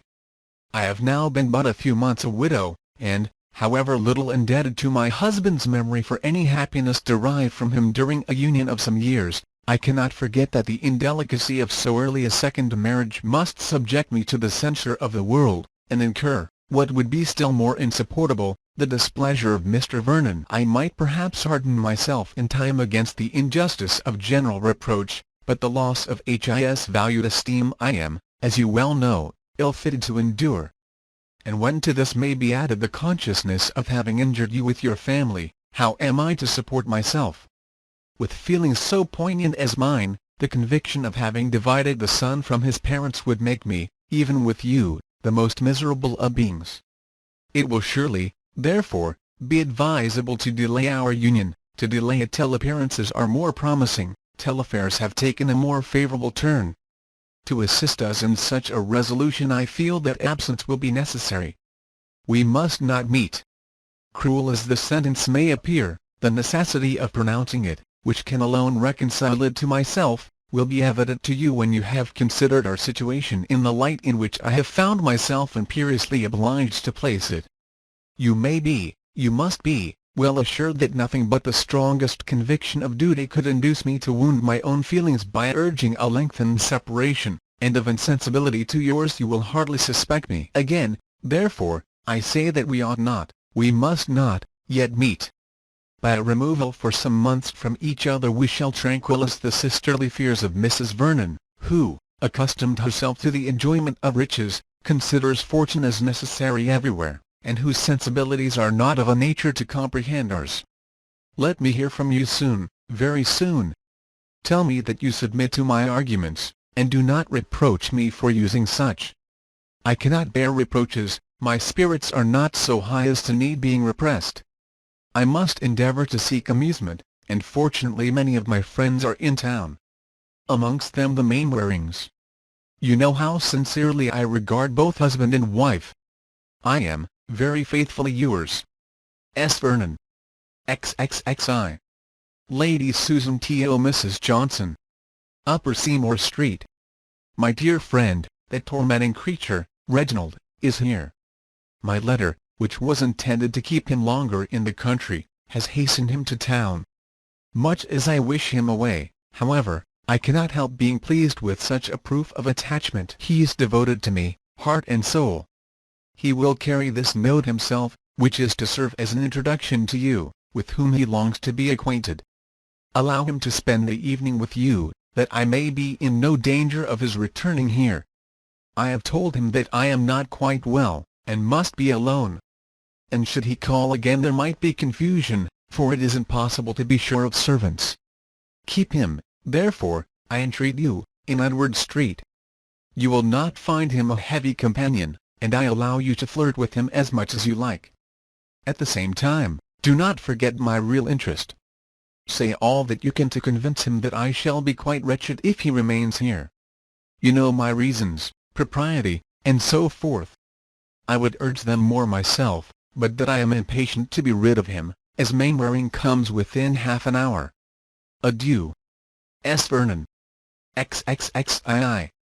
Mrs. Johnson to Lady Susan. Edward Street. My dear creature, I am in agonies, and know not what to do. Mr. de Courcy arrived just when he should not. Mrs. Mainwaring had that instant entered the house, and forced herself into her guardian's presence, though I did not know a syllable of it till afterwards, for I was out when both she and Reginald came, or I should have sent him away at all events. But she was shut up with Mr. Johnson, while he waited in the drawing-room for me. She arrived yesterday in pursuit of her husband, but perhaps you know this already from himself. She came to this house to entreat my husband's interference, and before I could be aware of it, everything that you could wish to be concealed was known to him, and unluckily she had wormed out of Mainwaring's servant that he had visited you every day since your being in town, and had just watched him to your door herself. What could I do? Facts are such horrid things. All is by this time known to de Courcy, who is now alone with Mr. Johnson. Do not accuse me. Indeed, it wasn't possible to prevent it. Mr. Johnson has for some time suspected De Courcy of intending to marry you, and would speak with him alone as soon as he knew him to be in the house. That detestable Mrs. Mainwaring, who, for your comfort, has fretted herself thinner and uglier than ever, is still here, and they have been all closeted together. What can be done? At any rate, I hope he will plague his wife more than ever. With anxious wishes, yours faithfully, Alicia. XXXIII. Lady Susan to Mrs. Johnson. Upper Seymour Street. This éclaircissement is rather provoking. How unlucky that you should have been from home. I thought myself sure of you at 7. I am undismayed, however.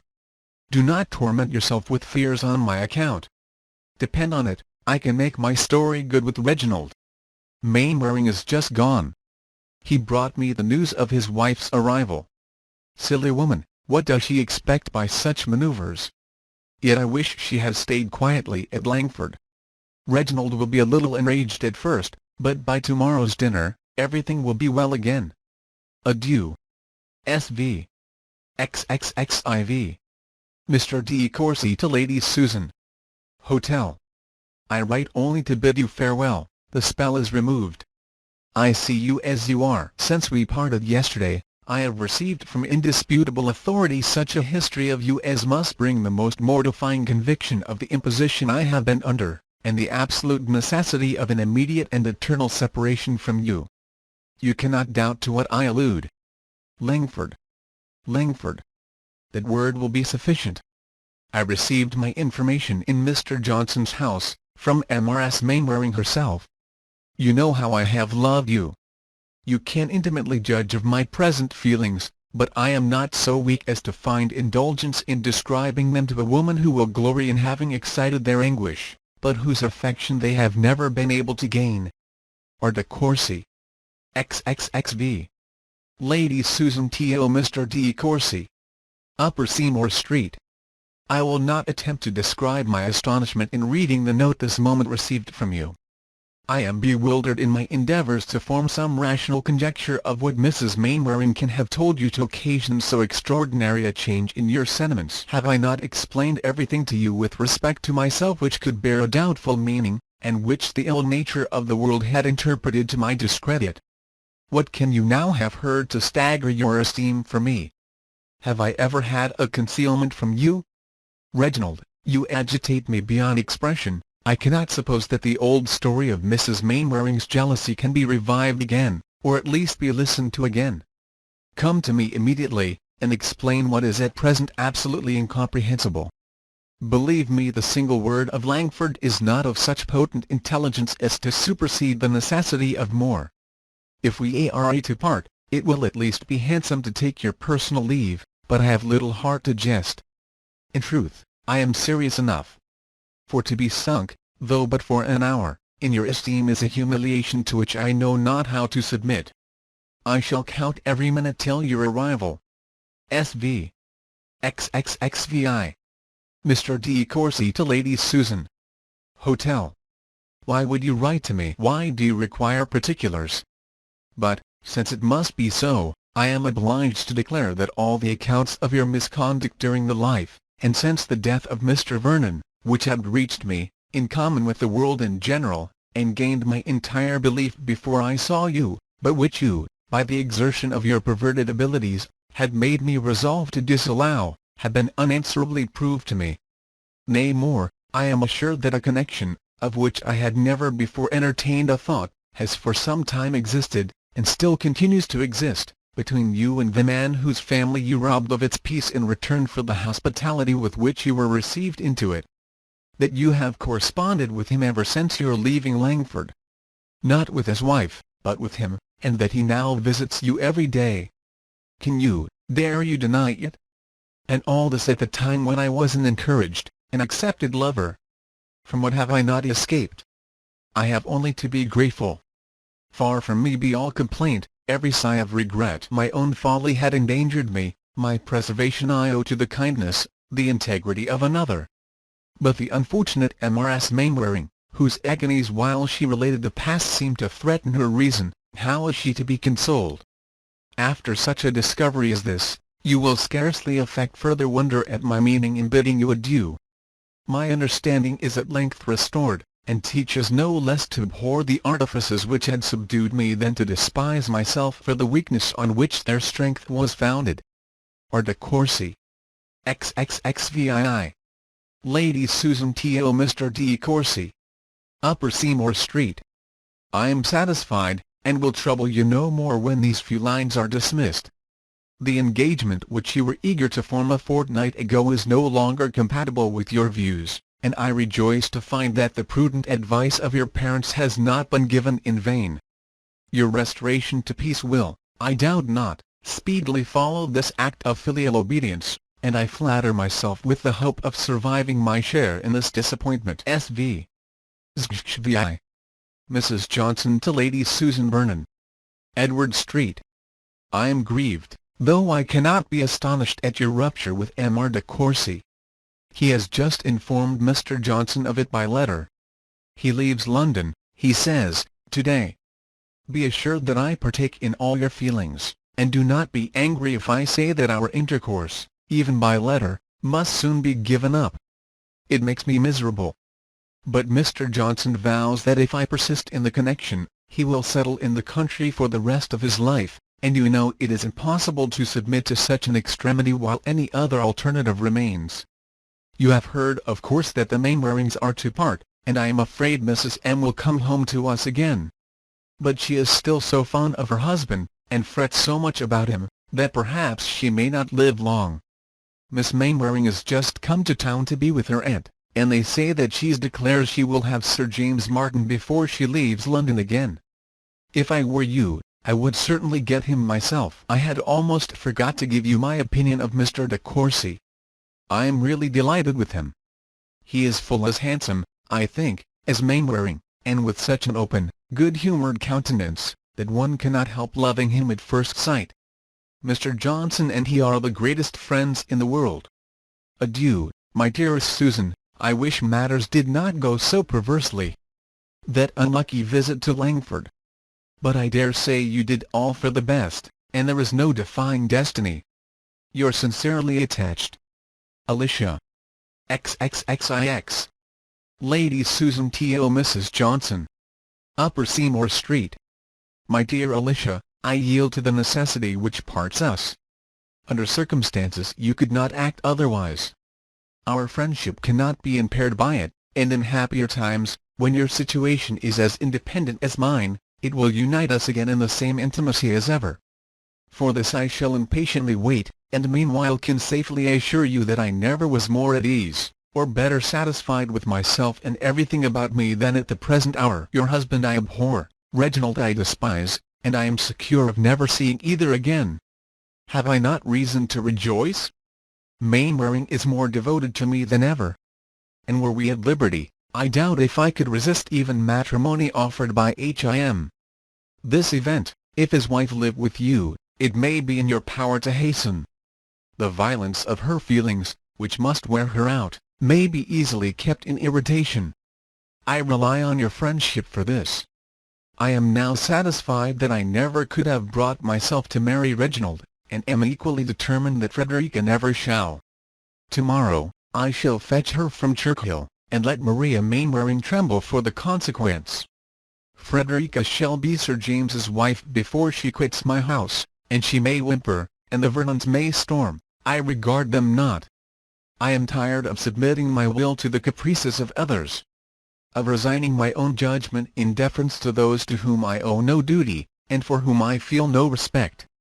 I have given up too much, have been too easily worked on, but Frederica shall now feel the difference. Adieu, dearest of friends. May the next gouty attack be more favourable. And may you always regard me as unalterably yours. S. Vernon. XL. Lady de Courcy to Mrs. Vernon. My dear Catherine, I have charming news for you, and if I had not sent off my letter this morning you might have been spared the vexation of knowing of Reginald's being gone to London, for he is returned. Reginald is returned, not to ask our consent to his marrying Lady Susan, but to tell us they are parted for ever. He has been only an hour in the house, and I have not been able to learn particulars, for he is so very low that I have not the heart to ask questions, but I hope we shall soon know all. This is the most joyful hour he has ever given us since the day of his birth. Nothing is wanting but to have you here, and it is our particular wish and entreaty that you would come to us as soon as you can. You have owed us a visit many long weeks. I hope nothing will make it inconvenient to Mr. Vernon. And pray bring all my grandchildren. And your dear niece is included, of course. I long to see her. It has been a sad, heavy winter hitherto, without Reginald, and seeing nobody from Churchill. I never found the season so dreary before. But this happy meeting will make us young again. Frederica runs much in my thoughts, and when Reginald has recovered his usual good spirits, as I trust he soon will, we will try to rob him of his heart once more, and I am full of hopes of seeing their hands joined at no great distance. Your affectionate mother, C. de Courcy. XLI. Mrs. Vernon to Lady de Courcy. Churchill. My dear mother, your letter has surprised me beyond measure. Can it be true that they are really separated, and forever? I should be overjoyed if I dare depend on it, but after all that I have seen, how can one be secure in Reginald really with you? My surprise is the greater because on Wednesday, the very day of his coming to Parklands, we had a most unexpected and unwelcome visit from Lady Susan, looking all cheerfulness and good humour, and seeming more as if she were to marry him when she got to London than as if parted from him forever. She stayed nearly 2 hours, was as affectionate and agreeable as ever, and not a syllable, not a hint was dropped, of any disagreement or coolness between them. I asked her whether she had seen my brother since his arrival in town. Not, as you may suppose, with any doubt of the fact, but merely to see how she looked. She immediately answered, without any embarrassment, that he had been kind enough to call on her on Monday. But she believed he had already returned home, which I was very far from crediting. Your kind invitation is accepted by us with pleasure, and on Thursday next we and our little ones will be with you. Pray heaven, Reginald may not be in town again by that time. I wish we could bring dear Frederica too, but I am sorry to say that her mother's errand hither was to fetch her away. And, miserable as it made the poor girl, it wasn't possible to detain her. I was thoroughly unwilling to let her go, and so was her uncle. And all that could be urged we did urge. But Lady Susan declared that as she was now about to fix herself in London for several months, she could not be easy if her daughter were not with her for masters, and see her manner, to be sure, was very kind and proper, and Mr. Vernon believes that Frederica will now be treated with affection. I wish I could think so too. The poor girl's heart was almost broke at taking leave of us. I charged her to write to me very often, and to remember that if she were in any distress we should be always her friends. I took care to see her alone, that I might say all this, and I hope made her a little more comfortable. But I shall not be easy till I can go to town and judge of her situation myself. I wish there were a better prospect than now appears of the match which the conclusion of your letter declares your expectations of. At present, it is not very likely. Yours ever, and C. Vernon. Conclusion. This correspondence, by a meeting between some of the parties, and a separation between the others, could not, to the great detriment of the post office revenue, be continued any longer. Very little assistance to the state could be derived from the epistolary intercourse of Mrs. Vernon and her niece. For the former soon perceived, by the style of Frederica's letters, that they were written under her mother's inspection. And therefore, deferring all particular enquiry till she could make it personally in London, ceased writing minutely or often, having learnt enough, in the meanwhile, from her open-hearted brother, of what had passed between him and Lady Susan to sink the latter lower than ever in her opinion. She was proportionably more anxious to get Frederica removed from such a mother, and placed under her own care. And, though with little hope of success, was resolved to leave nothing unattempted that might offer a chance of obtaining her sister-in-law's consent to it. Her anxiety on the subject made her press for an early visit to London. And Mr. Vernon, who, as it must already have appeared, lived only to do whatever he was desired, soon found some accommodating business to call him thither. With a heart full of the matter, Mrs. Vernon waited on Lady Susan shortly after her arrival in town, and was met with such an easy and cheerful affection, as made her almost turn from her with horror. No remembrance of Reginald, no consciousness of guilt, gave one look of embarrassment. She was in excellent spirits, and seemed eager to show at once by ever possible attention to her brother and sister her sense of their kindness, and her pleasure in their society. Frederica was no more altered than Lady Susan. The same restrained manners, the same timid look in the presence of her mother as heretofore, assured her aunt of her situation being uncomfortable, and confirmed her in the plan of altering it. No unkindness, however, on the part of Lady Susan appeared. Persecution on the subject of Sir James was entirely at an end. His name merely mentioned to say that he was not in London. And indeed, in all her conversation, she was solicitous only for the welfare and improvement of her daughter, acknowledging, in terms of grateful delight, that Frederica was now growing every day more and more what a parent could desire. Mrs. Vernon, surprised and incredulous, knew not what to suspect, and, without any change in her own views, only feared greater difficulty in accomplishing them. The first hope of anything better was derived from Lady Susan's asking her whether she thought Frederica looked quite as well as she had done at Churchill, as she must confess herself to have sometimes an anxious doubt of London's perfectly agreeing with her. Mrs. Vernon, encouraging the doubt, directly proposed her niece's returning with them into the country. Lady Susan was unable to express her sense of such kindness, yet knew not, from a variety of reasons, how to part with her daughter. And as, though her own plans were not yet wholly fixed, she trusted it would ere long be in her power to take Frederica into the country herself, concluded by declining entirely to profit by such unexampled attention. Mrs. Vernon persevered, however, in the offer of it, and though Lady Susan continued to resist, her resistance in the course of a few days seemed somewhat less formidable. The lucky alarm of an influenza decided what might not have been decided quite so soon. Lady Susan's maternal fears were then too much awakened for her to think of anything but Frederica's removal from the risk of infection. Above all disorders in the world she most dreaded the influenza for her daughter's constitution. Frederica returned to Churchill with her uncle and aunt. And 3 weeks afterwards, Lady Susan announced her being married to Sir James Martin. Mrs. Vernon was then convinced of what she had only suspected before, that she might have spared herself all the trouble of urging a removal which Lady Susan had doubtless resolved on from the first. Frederica's visit was nominally for 6 weeks, but her mother, though inviting her to return in 1 or 2 affectionate letters, was very ready to oblige the whole party by consenting to a prolongation of her stay, and in the course of 2 months ceased to write of her absence, and in the course of 2 or more to write to her at all. Frederica was therefore fixed in the family of her uncle and aunt till such time as Reginald de Courcy could be talked, flattered, and finessed into an affection for her which, allowing leisure for the conquest of his attachment to her mother, for his abjuring all future attachments, and detesting the sex, might be reasonably looked for in the course of a 12-month. 3 months might have done it in general, but Reginald's feelings were no less lasting than lively. Whether Lady Susan was or was not happy in her second choice, I do not see how it can ever be ascertained. For who would take her assurance of it on either side of the question? The world must judge from probabilities.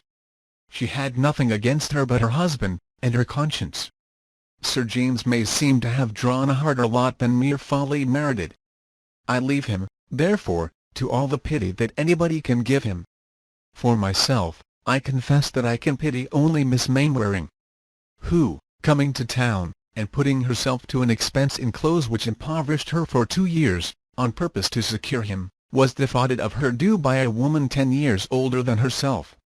www.english-thebest.ru